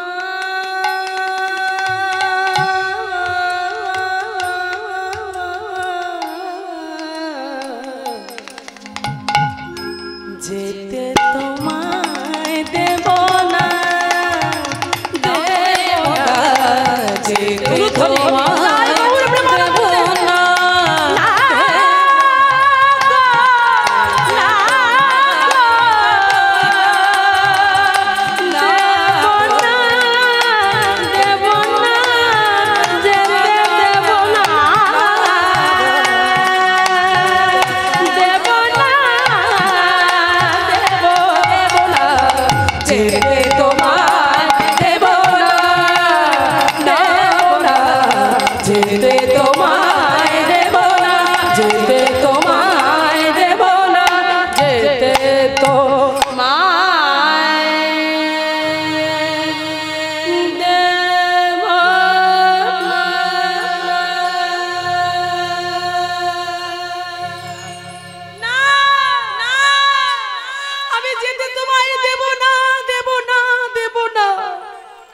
রত্নমালা চরণটা জড়িয়ে ধরে কাঁদছে। রামচন্দ্র বললেন, না রত্নমালা, আমায় ছেড়ে দাও, আমাকে ধরে রেখো না। আজ যদি আমি তোমার সঙ্গ করি, কাল সকালে যদি আমি যাই, তাহলে সবাই বলবে দেখো ভোগী, এর মধ্যে ভোগের বাসনা আছে। ভোগী আবার দেখাচ্ছে হ্যাঁ কত বড় সাধু হয়েছে, ভগবানকে কত বড় ভালোবাসে। আমি চাই না, তাই যেতে যদি হয় আমি আজ রাতেই চলে যাব। সব পড়ে রইল। মায়েরা পারবেন ফুলসজ্জার রাতে স্বামীকে এমন করে ছেড়ে দিতে? সারা জীবনের মতো স্বামীকে হারিয়ে ফেলল। সেই রাত্রিবেলা ছুটতে ছুটতে চলে গেল রামচন্দ্র কবিরাজ। আর যখন ছুটতে ছুটতে ছুটতে ছুটতে কোথায় গেল, সেই যে আমার গুরুদেব বলেছিল এই সংসার করার জন্য পৃথিবীতে আসেনি, ছুটে গিয়ে পড়লেন ভোরবেলা গুরুদেবের চরণে। গুরুদেব, গুরুদেব আমি এসেছি। গুরুদেব, কে কে তুমি? পা ছাড়ো, পাটা ছেড়ে দাও। কে তুমি? গুরুদেব, মনে পড়ে গুরুদেব? মনে করে দেখুন তো, সেই জাজি গ্রাম, যে জাজি গ্রামে একটা বৃক্ষের তলায় বসে বসে, গাছতলায় বসে বসে আপনি পাঠ কীর্তন করছিলেন, আর ওই সময় একটা পালকি যাচ্ছিল। মনে করে দেখুন গুরুদেব। মনে পড়েছে, পালকিতে একটা বর ছিল না? হ্যাঁ মনে পড়েছে। আপনি সেই বরের দিকে তাকিয়ে বলেছিলেন যে এই যে ছেলেটা যাচ্ছে, এই যে নতুন বর, এই যে বর চলেছে টোপর মাথায় পরে, গলায় ফুলের মালা পরে, কত সাজুগুজু করে নববধূকে নিয়ে চলেছে, এই যে ছেলেটাকে দেখছো তোমরা সবাই দেখে রাখো, ওই পালকিতে করে যাচ্ছে, ওই সংসার করার জন্য ওর জন্ম হয়নি, রাধা গোবিন্দের সেবার জন্য ওর জন্ম। নিতাই গৌর প্রেমানন্দে হরি বল, হরি বল। মনে পড়ে গুরুদেব? হ্যাঁ হ্যাঁ হ্যাঁ মনে পড়ে গুরুদেব। পালকিতে যে ছেলেটা ছিল, পালকিতে যে নতুন বর ছিল, সেই বর আজকে আপনার সামনে দাঁড়িয়ে আছে। এসেছো একটা কথাই তুমি চলে এসেছো। বাহ বাহ, অসাধারণ। আমি ভাবতে পারিনি ওই কথাটা তোমার কানে পৌঁছেছে। একটা কথা বলেছিলাম, ওই যে লালা বাবুর একটা কথা, এখানে শ্রীনিবাস আচার্যের একটা কথায় জীবনের পরিবর্তন দেখুন রামচন্দ্রের। আর আমরা বছর বছর কীর্তন শুনছি, পরিবর্তন আর হয় না। কীর্তন শেষ, এত কথা, এত নীতি কথা শোনানো হচ্ছে, কীর্তন শেষ বাইরে চলে যাবেন, হ্যাঁ থোর বড়ি খাড়া, খাড়া বড়ি থোর, একই কথা, একই জিনিস। তাহলে কীর্তন শুনে আমার লাভটা কি, যদি আমার ভিতরে চৈতন্যের প্রকাশ না ঘটলো? কমিটির দাদা ভাইয়ের এত কষ্ট করে চাঁদা কালেকশন করে বাড়ি বাড়ি চাঁদা চাইতে গিয়েছে, কত লোক মুখের উপর দরজা বন্ধ করেছে, যাদের 100 টাকা দেবার ক্ষমতা তারা 1 টাকা ঠেকিয়েছে, তবু তারা চাঁদা কালেকশন করেছে, প্রতি বছর করছে। কেন? শোধন হবার জন্য, সংশোধন হবে বলে, সংস্কার হবে বলে, গ্রামের মঙ্গলের জন্য, গ্রামবাসীর মঙ্গল। মঙ্গল কোথায়? দেখতে দেখতে 4 বছর হয়ে গেছে, এখনো এখানে দেখলাম না একজনের কপালেতে তিলক সেবা, সত্যিকারের তিলক সেবা। এই প্রভুকে শুধু দেখছি, আরো মনে হয় আছে, আমার চোখে পড়ছে না। তো মায়েরা, পরিবর্তন আনুন।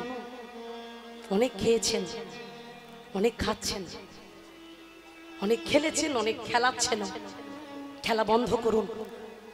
অখাদ্য কুখাদ্য খাওয়া বন্ধ করুন। এমন কিছু খান, এমন কিছু সেবা পান যেটা ভগবানকে দিয়ে পেতে পারবেন। যেদিন ভগবানকে নিবেদন করে পেতে পারবেন, জানবেন সেদিন মনুষ্য জন্ম 80 লক্ষ জনি ভ্রমণ করে সাদের দেহটা পেয়েছেন, এটা সার্থক। আর না হয় ওই বিড়াল কুকুরের মতো, পশুর মতো অবস্থা হবে। কোনো পরিবর্তন, কোনো ডিফারেন্স নেই। আমরাও খাই, পশুরাও খায়, আমরাও ঘুমাই, পশুরাও ঘুমায়। আমাদেরও পার্থিব জগতে মানুষের সন্তান সন্ততি হয়, পশুদেরও সন্তান সন্ততি হয়। পশুরাও সকালবেলা খাদ্যের জন্য বেরিয়ে যায়, একটা মানুষও সকালবেলা খাদ্যের জন্য বেরিয়ে যায়। পশুরাও সন্ধ্যেবেলা বাড়ি ফিরে, একটা মানুষও বেরিয়ে বাড়িতে আসে। তাহলে পার্থক্য কোথায়? পার্থক্য একটা জায়গায়, ভগবান তাদের ইম্পর্টেন্ট কিছু জিনিস দেয়নি যেটা মানুষকে দিয়েছে। সেটা হচ্ছে চোখ ভর্তি জল। হা কৃষ্ণ, হা গোবিন্দ বলে তারা কাঁপতে পারবে 2টি বাহু তুলে। এই শক্তিটা ভগবান তাদের দিচ্ছে। নিতাই গৌর প্রেমানন্দ বললে চোখ থেকে অশ্রুধারা বিগলিত হবে, এই ক্ষমতা তাদের দিয়েছে। আমাদের মতো মানুষকে দিয়েছে। সেই স্বাদের দেহটা পেয়ে এই দেহটাকে আমরা ভগবানের সেবায় কাজে রাখতে পারছি না। ঠিক এই মনুষ্য জীবনে এমন সুন্দর দেহটা পেয়ে আমরা ভগবানের সেবাতে লাগাচ্ছি না। আজকে রামচন্দ্র কবিরাজের একটা কথাই জীবনের পরিবর্তন। সেই রামচন্দ্র যখন গুরুদেবের চরণ ধরে কাঁদছে, গুরুদেব কৃপা করো, গুরুদেব কৃপা বিন্দু দিয়া, হ্যাঁ শুধু হে আমার তৃণপেক্ষা অতিহীন, আমাকে কৃপা করো, তোমার কৃপা বিন্দু দিয়ে আমাকে শোধন করো। আমি মূঢ়, আমি পতিত, আমি অধম, তুমি একমাত্র পারো তোমার কৃপা সিন্ধু দিয়ে আমাকে শোধন করে দিতে। তাই তোমার ওই রাতুল রাঙা চরণে আমাকে আশ্রয় দাও প্রভু, আশ্রয় দাও গুরুদেব। গুরুদেব এইবারে রামচন্দ্র কবিরাজের প্রতি কৃপা বাড়ি বরিশান হলো। কৃপা বাড়ি বরিশান হবার পরে এইবার রামচন্দ্র কবিরাজকে দীক্ষা মন্ত্র দিলেন, দীক্ষা দিলেন। রামচন্দ্রের ভক্তিতে গুরুদেব সন্তুষ্ট হয়ে উঠলেন। দেখুন মায়েরা, দেখতে দেখতে 1 বছর হয়ে গেল। গুরুদেব পরীক্ষা করলো। কেমন পরীক্ষা? রামচন্দ্র, রামচন্দ্র গুরুদেব, আমি শুনলাম তোমার স্ত্রী নাকি রত্নমালা খুব কষ্টে আছে, তাই আমি বলছিলাম কি তুমি যাও একবার তোমার স্ত্রীর সঙ্গে তুমি দেখা করে এসো। না গুরুদেব, এটা আপনি কি বলছেন? যে হৃদয়, যে মন, যে প্রাণ, যে আমার সবকিছু আমি গুরুচরণে আশ্রয় করেছি, এই দেহ নিয়ে কিছুতেই আমি আমার স্ত্রীর কাছে যেতে পারবো না। রামচন্দ্র, আমি তোমাকে যেটা বলছি তুমি গুরু আজ্ঞা পালন করো। চিন্তা করলেন, গুরুদেব যখন বলেছে তাহলে আমাকে তো যেতেই হবে, আমাকে যেতেই হবে। তাই রামচন্দ্র সঙ্গে সঙ্গে গুরুদেবের আজ্ঞা পালন করার জন্য ছুটতে ছুটতে চলেছে রত্নমালার কাছে। আর এদিকে রত্নমালা জানতে পারলো স্বামী আসছে, তাই স্বামীর জন্য সুন্দর করে সজ্জা পেতে রেখেছে। এইবারে রত্নমালা যখন দেখলো স্বামী এসেছে, স্বামী এসেছে বলে সুন্দর যত্ন করে স্বামীকে বসিয়েছে, বাবা খাটে বসিয়েছে। আর চিন্তা করছে আজকে আমি স্বামীকে বলার সুযোগ দেব না, যা বলবো আমি বলবো, আর আমার স্বামী আজকে শুনবে। ও মাইরা, স্বামী এসে বসে স্ত্রী গল্প বলবে কি, স্বামী বলতে শুরু করে দিয়েছে। কি গল্প জানো রত্নমালা? সত্যি আমার গুরুদেব গো, অনেক ভাগ্য করে এমন গুরু পেয়েছি, এমন গুরুদেবের চরণ আশ্রয় করে আমার মানব জন্ম ধন্য হয়েছে। তাই আমি গুরুদেবের চরণ ধরে থাকতে চাই। রত্নমালা আমার গুরুদেবকে দেখলে, এই গুরুদেবের কথা বলতে বলতে বলতে বলতে বলতে বলতে ভোরের কোকিল কুহুরবে ডাকতে শুরু করলো। দেখছে সকাল কি সকাল হয়ে গেছে, রত্নমালা সকাল হয়ে গেছে, এবার আমি যাই। রত্নমালা আমি এলাম। দাঁড়াও, কোথায় যাচ্ছ তুমি? দাঁড়াও, তোমার সাথে কথা আছে। আমার সঙ্গে কথা? হ্যাঁ, শোনো, তুমি আমাকে বিয়ে করে বাড়িতে নিয়ে এসেছো। হ্যাঁ, কিন্তু বিয়ের রাত্রেই তুমি আমাকে ফেলে চলে গেছো। আচ্ছা তুমি দেখো তো স্বামী, এই যে শাখা পলা, এই যে সিঁথিতে সিঁদুর, এটা কার? তোমার দেওয়া? হ্যাঁ, তবে আমি যদি তোমার দেওয়া শাখা, তোমার দেওয়া সিঁদুর পরে যদি আমি সেটাকে বয়ে বেড়াতে পারি, তবে স্বামী হিসাবে তোমার একটা কর্তব্য নেই? তুমি তো আমাকে ফেলে চলে যাচ্ছ, আর হয়তো কোনোদিন আসবে না। কিন্তু বলতে পারো আমি কি নিয়ে বাঁচবো? যদি সেই নারীর একটা সন্তান থাকতো, তবু না হয় তার মুখটা দেখে বেঁচে থাকতো। কিন্তু আমাকে তুমি কি দিয়ে গেলে? তুমি তো চলে যাচ্ছ আমাকে নিঃস্ব করে, আমাকে শূন্য করে। আমি কি নিয়ে বাঁচবো? আমি কার মুখ দেখে বাঁচবো তুমি বলে দাও। তাই একটা সন্তান তুমি আমায় দাও, যার মুখ দেখে আমি বাঁচবো। রত্নমালা, তা আর হয় না। ফুলসজ্জার রাতে যদি তুমি আমায় বলতে, হয়তো তোমার ইচ্ছা পূরণ করতাম। কিন্তু যে দেহটা আমি গুরুদেবকে দান করে দিয়েছি, সেই দেহটা তো আমি তোমায় দিতে পারি না। তবে দাঁড়াও, আসছি। এই বলে রামচন্দ্রের ছোট ভাই, তার নাম কি ছিল? গোবিন্দ দাস। বাহ! সেই গোবিন্দ খুব ছোট ছিল, বাবা চলে গেল, মাও মারা গেছে। ছোট্ট গোবিন্দ একা, সে মায়ের অভাবে সে কোনোদিন মায়ের অভাব পেয়েছে, কিন্তু মায়ের আদর সে কোনোদিন পায়নি। তাই গোবিন্দের হাতটা ধরে নিয়ে সে রত্নমালার কোলে বসিয়ে বলল, রত্নমালা, এই গোবিন্দ আমার ভাই, এই গোবিন্দের গায়ে আমারই রক্ত বইছে। তাই আজ থেকে গোবিন্দকে তুমি ভেবো না যে ওটা আমার ভাই, তুমি আজ থেকে সন্তান স্নেহকে কোলে তুলে নাও। নেতাই গৌর প্রেমানন্দ একবার হরি বল। গোবিন্দকে কোলে তুলে দিল, মাতৃ স্নেহে গোবিন্দকে মানুষ করতে লাগলো রত্নমালা। আর এমন ভাবে মানুষ করলো, পরবর্তীকালে পদকর্তা তৈরি হয়ে গেল। চিন্তা করে দেখুন, এইবার যখন চলে গেল গুরুদেবের কাছে, গুরুদেব এসেছি, শ্রীনিবাস আচার্য বললেন, রামচন্দ্র ভালোই হয়েছে। রামচন্দ্র, অনেকদিন পিঠে তেল মালিশ করে দাওনি, আজকে একটু পিঠে তেল মালিশ করে দেবে রামচন্দ্র, দাও না রামচন্দ্র। হ্যাঁ হ্যাঁ হ্যাঁ গুরুদেব, আমি এখনই আসছি। এই বলে মাগো তেলের বাটিটা নিয়ে, তেলের পাত্রটা নিয়ে হাতে করে গুরুদেবের অঙ্গে তেল মালিশ করবে বলে এক পা করে হরিনাম গাইতে গাইতে এগিয়ে আসছে। আর ঠিক এমন সময় তেলের বাটিটা নিয়ে যাচ্ছে, আর পিছন থেকে ধরেছে হাত রামচন্দ্র। এত বড় স্পর্ধা তো! নির্লজ্জ, বেহায়া! এই দেহটা নিয়ে, অপবিত্র দেহটা নিয়ে তুই চলেছিস গুরুদেবের কাছে? কে ধরলো হাত? বন্ধু নরোত্তম। নরোত্তম হাতটা ধরেছে, আর নরোত্তম হাতটা ধরে বলছে, রামচন্দ্র তোর লজ্জা করে না? তুই অপবিত্র দেহ নিয়ে তুই গুরুদেবের কাছে যাচ্ছিস তেল মালিশ করতে? ছি ছি ছি ছি ছি! সারা রাত যে স্ত্রী সঙ্গ করে এসেছে, তোর লজ্জা নেই? তুই এত নির্লজ্জ হলি কবে থেকে? তোর হাতে লেগে আছে সিঁদুর, লক্ষ্য কর। চুপ!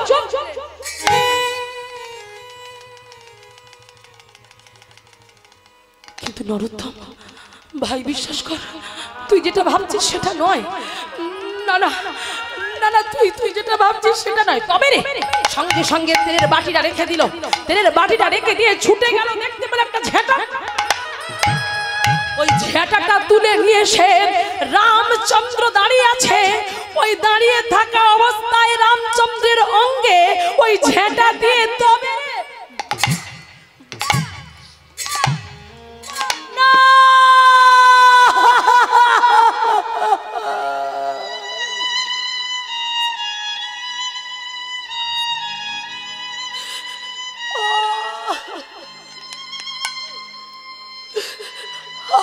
মারিস না ভাই, আর মারিস না।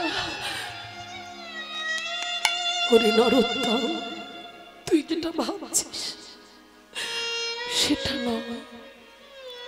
জানিস, একদিকে ভালোই করেছিস আমাকে সংশোধন করে। সত্যিই তো আমি গেছিলাম তার কাছে, কিন্তু কিন্তু তোর যে মনোভাব, সেই ভাবটা ঠিক নয় রে ভাই, ঠিক নয়। কারণ রত্নমালা আমার কাছে একটা সন্তান, ও মায়েরা কথা বলো না, রত্নমালা আমার কাছে একটা সন্তান চেয়েছিল, আমি তাকে সন্তান দিতে পারিনি। তাই আমার যে ছোট ভাই ছিল, সেই ভাইকে কোলে বসে আসতে গিয়ে রত্নমালা আমার পাটা ধরে আশীর্বাদ চাইছিল। তখন আমি আশীর্বাদ করতে গিয়ে আমার হাতটা তার ওই সিঁথির কাছে লেগে গেছে।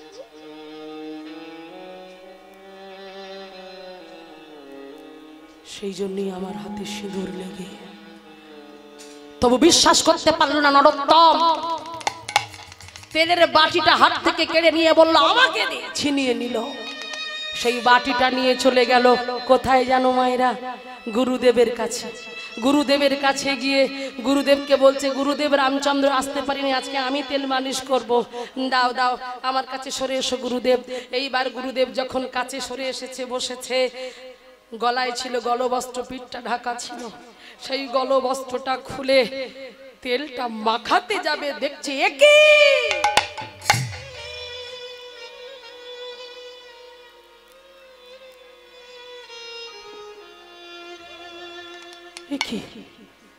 গুরুদেবের অঙ্গে ঝেঁটার আঘাত। আমি তো বুঝতে পারছি না যে আঘাত আমি রামচন্দ্রের অঙ্গে করেছি, সেই আঘাত গুরুদেবের গায়ে লক্ষ্য করে। আমি তো গুরুদেবকে আঘাত করিনি, কিন্তু গুরুদেবের অঙ্গে এমন করে ঝেঁটার। না না না না, গুরুদেব গুরুদেব, এটা কি করে সম্ভব? আমি তো রামচন্দ্রকে ঝেঁটা দিয়ে মেরেছি, তবে কেন, তবে তোমার অঙ্গে কি করে ঝেঁটার আঘাত এলো? এই ঝেঁটার দাগ তোমার অঙ্গে এলো কেন গুরুদেব? ওরে খ্যাপারি, শিষ্য যখন গুরুদেবের কাছে দীক্ষা নেয়, দীক্ষা নেবার পর তার সব কিছু উজাড় করে দেয় আমার চরণে। তাই শিষ্যের যত রোগ ব্যাধি, দুঃখ, চাওয়া পাওয়া, সুখ, সব কিছুই যে গুরুদেবকে বহন করতে হয়।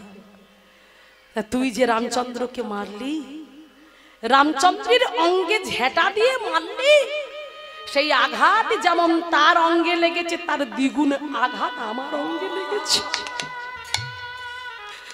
গুরুদেবের চরণটাকে জড়িয়ে ধরে কেঁদে কেঁদে বলছে, গুরুদেব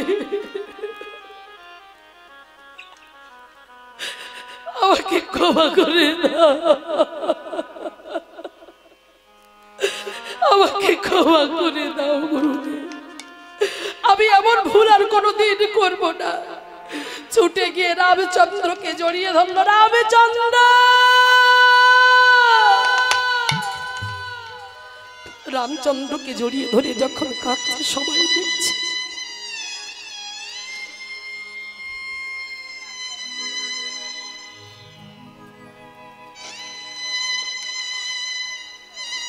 মায়েরা, নরোত্তমের ভিতরটা জ্বলে যেতে লাগলো, পুড়ে যেতে লাগলো।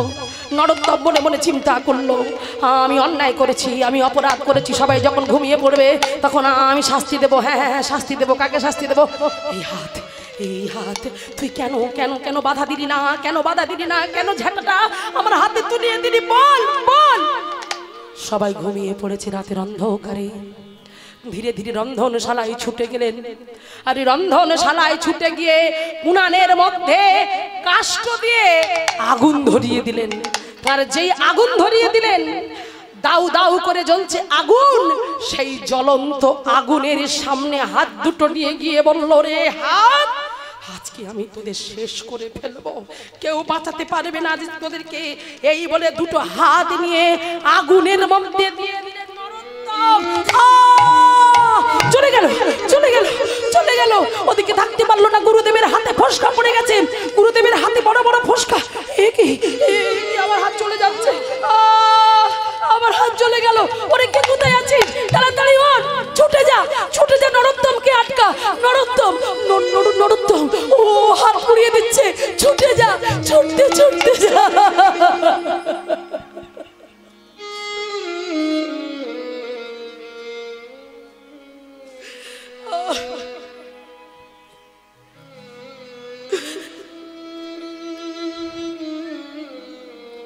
এই হলো প্রকৃত গুরুদেব মা।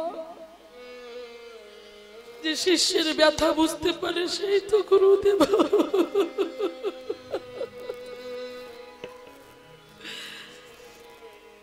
জানো মায়েরা, গুরুদেব সব বুঝতে পারে, ও তো অন্তর্যামী গো। আমাদের যদি ভজন ঠিক না হয়, আমার গুরুদেব অষ্টতর শতষ্টমৎ ভক্তি সুন্দর সন্ন্যাসী গোস্বামী মহারাজ ফোন করে খবর নেয়, ভজন করছো তো? তোমাদের নিয়ে আমাদের চিন্তা, তোমরা কীর্তনে ব্যস্ত কিন্তু ভজন হচ্ছে না। ঠিক বুঝতে পারে। এই হলো প্রকৃত গুরুদেব। গুরুদেব বুঝতে পারলেন গুরুদেবের হাতে ফোসকা পড়ে গেছে বড় বড়। যখন শিষ্যরা ছুটে গেলেন, গিয়ে দেখছে সত্যি সত্যি নরোত্তম আগুনে হাতটা জ্বলছে, সঙ্গে সঙ্গে টেনে বের করে নিল। নরোত্তম লজ্জা হবে না? একের পর এক করছো গুরুদেব, ওদিকে দেখবে চলো। কেন, কি হয়েছে? এদিকে তুমি হাত বাড়াচ্ছ আর ওদিকে গুরুদেবের হাতে ফোসকা পড়ে গেছে। ওখানে সবাই আছে, সবাই গুরুদেবের কাছে আছে, তুমি তাড়াতাড়ি চলো, এরকম করো না, তাড়াতাড়ি চলো। নরোত্তম ছুটতে ছুটতে এসে গুরুদেবের কাছে গিয়ে, গুরুদেব আমি নিজেকে কষ্ট দেওয়ার জন্য আমার হাতটা পুড়িয়েছি, তোমার হাতে কি করে আমার ফোসকা পড়লো গুরুদেব? আমি চাইনি,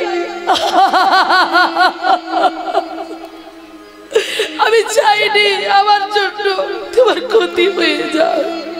ওরে নরোত্তম, তুই বারবার একটাই ভুল করছিস। রামচন্দ্রও যেমন আমার শিষ্য, তেমন তুইও তো আমার শিষ্য। তোকে আমি শিক্ষা মন্ত্রে দীক্ষা দিয়েছি, ও আমার দীক্ষা মন্ত্র পেয়েছে। দুজনেই তোর আমার শিষ্য। ওর যদি আঘাত পেলে আমার যদি কষ্ট হয়, তোর আঘাত হলে আমার কেন কষ্ট হবে না?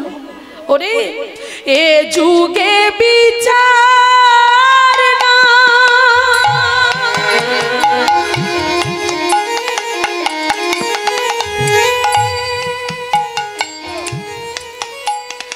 বাপ রে বাপ,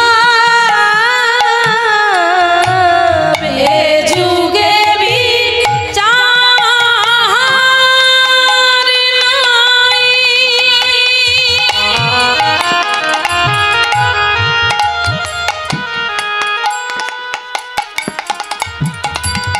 বাপ রে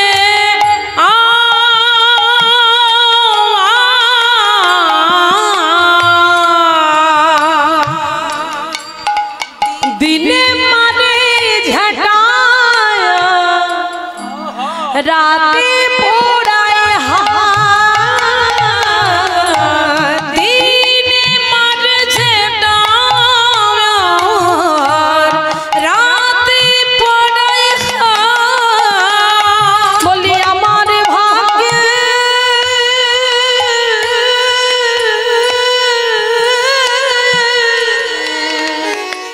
হরিবল না না হলো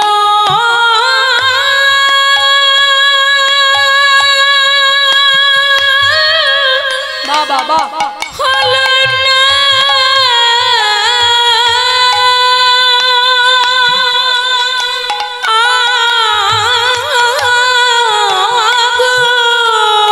এমন মনের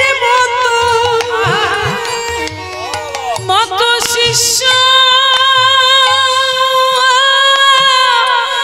পাওয়া না। বলে আমার ভাগ্যে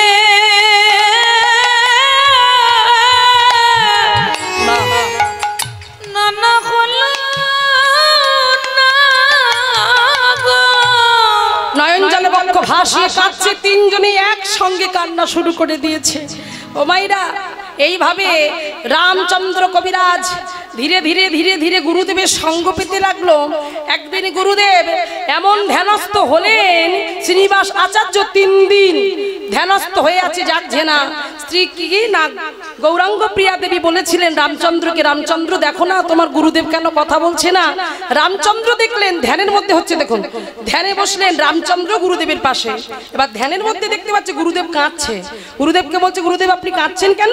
না শোনো না, রাধারানীর নাকের বেসার হারিয়ে গেছে, সেটা পাইনি বলে আমি বসে বসে কাঁদছি। কারণ আমার ওই শ্রীনিবাস আচার্যের গুরুদেব ছিলেন গোপাল ভট্ট, তো গোপাল ভট্ট ওর উপরে দায়িত্ব দিয়েছিল ললিতা সখী। গোপাল ভট্ট পারেনি বলে শ্রীনিবাস আচার্যকে দিয়েছে। শ্রীনিবাস আচার্যও খুঁজে পায়নি, 3 দিন ধরে বসে আছে। এবার কি হবে না, রামচন্দ্রকে বলছে, রামচন্দ্র তুমি যখন এসেছো তবে তুমি খুঁজে দাও। ও মা, এটা বেসর মানে কি? বেসর মানে হ্যাঁ নাকের, হ্যাঁ ওটা না, ওটা তো আমরা বলি নাকের আপিল মানে, কিন্তু বেসরটা এইখানে পড়ে। দেখবে এখন সবাই পড়ছে বেশিরভাগ পরিবল। তো দেখুন সেই বেসর পাওয়া যাচ্ছে না। রামচন্দ্র বলল তবে আমি একবার চেষ্টা করে দেখতে পারি। এই বলে রামচন্দ্র ডুব দিলেন। রামচন্দ্র যমুনায় ডুব দিয়ে রাধে রাধে বলতে বলতে সেই বেসর খুঁজে পেয়েছে। এবার যেই গুরুদেব পেয়েছে, গুরুদেব সেই বেসরটা তুলে নিয়ে গুরুদেবের হাতে দিল। গুরুদেব গোপাল ভট্টের হাতে দিল। গোপাল ভট্ট ললিতার হাতে দিল। ললিতা কার হাতে দিল? রাধারানীর হাতে দিল। রাধে পাওয়া গেছে। বলে 3 দিন হয়ে গেল, 5 দিন পেলে কি করে? বলে শোনো ওই যে গোপাল ভট্ট হচ্ছে না, গোপাল ভট্টের শিষ্য শ্রীনিবাস, ওকে দিয়েছিল দায়িত্ব, তো পাইনি। এখন শ্রীনিবাসের যে শিষ্য রামচন্দ্র ওই কুড়িয়ে পেয়েছে, তাই নাকি? তবে আমারও তো একটা কর্তব্য আছে। এই বলে ললিতার হাতে পাঠিয়ে দিল রাধারানীর কি চর্বিত তাম্বুল। তাম্বুল মানে পান, হ্যাঁ মানে চিবনা পান, প্রসাদী পানটা হাতে তুলে দিল। আর সেই পানটা গোপাল ভট্ট দিল শ্রীনিবাস আচার্যের হাতে। শ্রীনিবাস আচার্য হাতে পেয়ে সেই পানটা দিল রামচন্দ্রের হাতে। এইবার সব কিন্তু ধ্যানে হচ্ছে। এইবার হাতে যখন দুজনের হাতে সঙ্গে সঙ্গে ধ্যান ভঙ্গ, আর যেই ধ্যান ভঙ্গ হলো তোমার হাতে দাগ রয়ে গেল। পানের দাগ হলে কেমন দাগ হবে? লাল। হাতে দুজনার হাতে লাল দাগ। দুজন দুজনকে জড়িয়ে ধরে নয়ন জলে বক্ষ ভাসিয়ে কাঁদলো। এইভাবে রামচন্দ্র কবিরাজের জীবনী কথা এখানে বিশ্রাম হলো। নিতাই গৌর প্রেমানন্দে একবার হরি বল, হরি বল, হরি বল। হ্যাঁ, তাই সবার কাছে অনুরোধ, সবার চরণে ধরে অনুরোধ, এইভাবে গুরু ভক্তি করুন, গুরুর প্রতি নিষ্ঠা রাখুন, গুরুর প্রতি ভক্তি রাখুন, ভালোবাসা রাখুন। একমাত্র গুরুদেবী পারবে এপার থেকে ওপারে নিয়ে যেতে।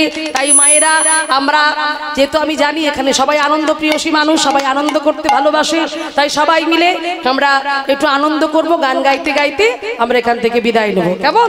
সবাই চলো, সবাই আনন্দ করব, সবাই মিলে বদন ভরে গাইব। বলো রাধা রানী কি, রাধা রানী কি, রাধা রানী কি, শ্যাম সুন্দর মদন মোহন গিরিধারী গোপীনাথ কি জয়। একটু বসে বসে হোক, বাঙ্কে বিহারী কি জয়। সবাই মিলে গাইবো, সবাই মিলে একসাথে। হ্যাঁ চল, একটু উলুধ্বনি, উলুধ্বনি। রাধে রাধে।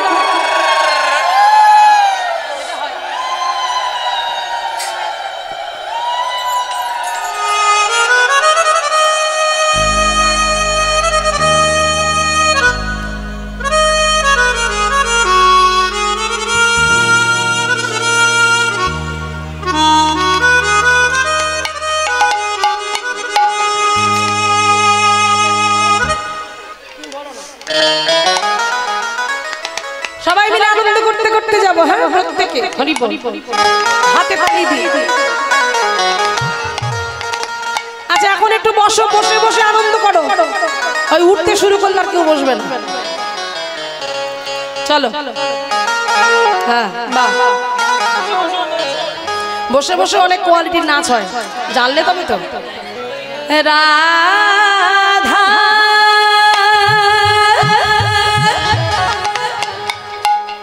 बोलो राधा राधा राधा राधा राधा, बोलो राधा राधा राधा राधा, श्री राधा। ओ मेरी विनती है, ओ मेरी विनती है, ये राधा रानी कृपा बरसाए रखना, राधा रानी कृपा बरसाए।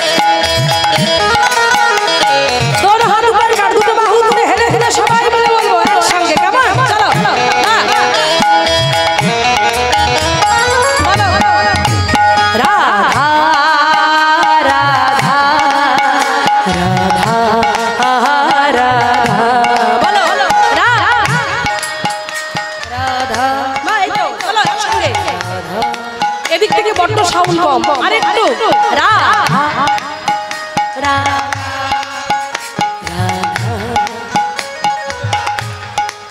ও রাধা ও রাধা ও রাধা ও রাধা রাধা রাধা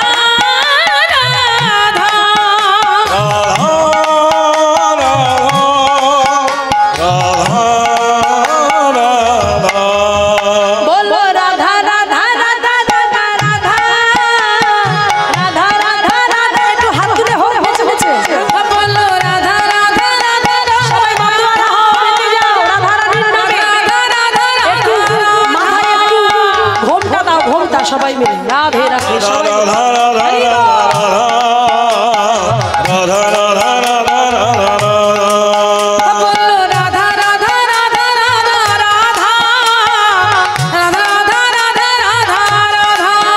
छोड़ दुनिया के झूठी सारी बातें किशोरी तेरी दर पे आ गया किशोरी तेरी दर पे आ गया हो किशोरी तेरी दर पे आ गया मुझे तुम्हारी सहारा महारानी मुझे तुम्हारी सहारा महारानी मुझे तुम्हारी सहारा महारानी चरण में लिपटाए रखना कृपा पर सहे रखना राधा रानी कृपा पर सहे रखना महारानी कृपा पर सहे रखना उलुध्वनि उलुध्वनि उलुध्वनि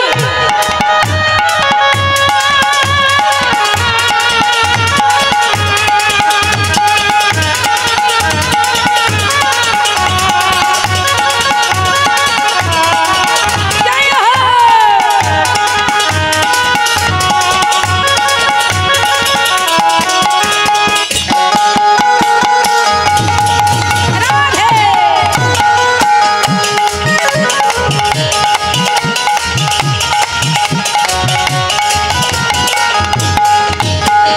जमुना किनारा है निधुवन प्यारा है कण कण में बिहारी जी अब तेरा नजारा है हाँ यमुना किनारा है निधुवन प्यारा है कण कण में बिहारी जी अब तेरा नजारा है जमुना किनारा है निधुवन प्यारा है कण में बिहारी जी अब तेरा नजारा है ओ यमुना किनारा है निधुवन प्यारा है कन कन में बिहारी जी अब तेरा नजारा है दिल खो गया दिल खो गया जय हो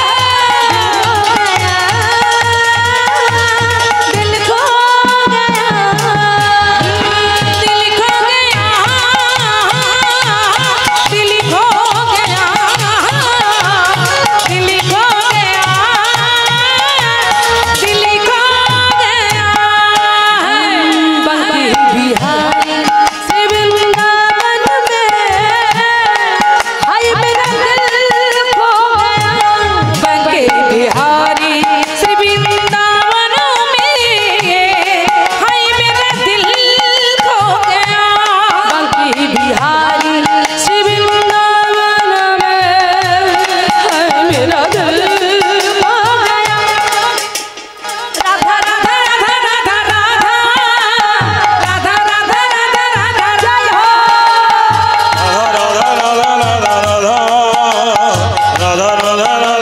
ओ बोलो राधा राधा राधा राधा राधा राधा राधा राधा राधा ओ बोलो राधे राधे राधे राधे राधे राधे जोरे जोरे राधे राधे এইবার নিচে নিচে বলতে হবে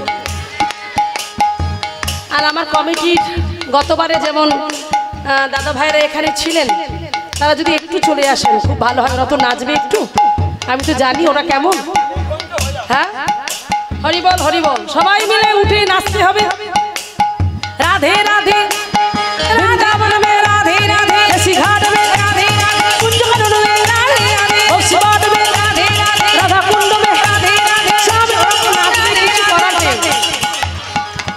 আস্তে আস্তে আস্তে আস্তে, তাই আমি সত্যকে বলবো একটু দেখো আস্তে, এখন নয়, ও ক্যামেরার কাছে যাক, তারপর আমি গান শুরু করব। হ্যাঁ, কারণ আমি ক্যামেরা তো, ওকে একটু যেতে সময় দাও। হরি বল। আমি জানি তোমরা, আমি হরি বল, সবাই মিলে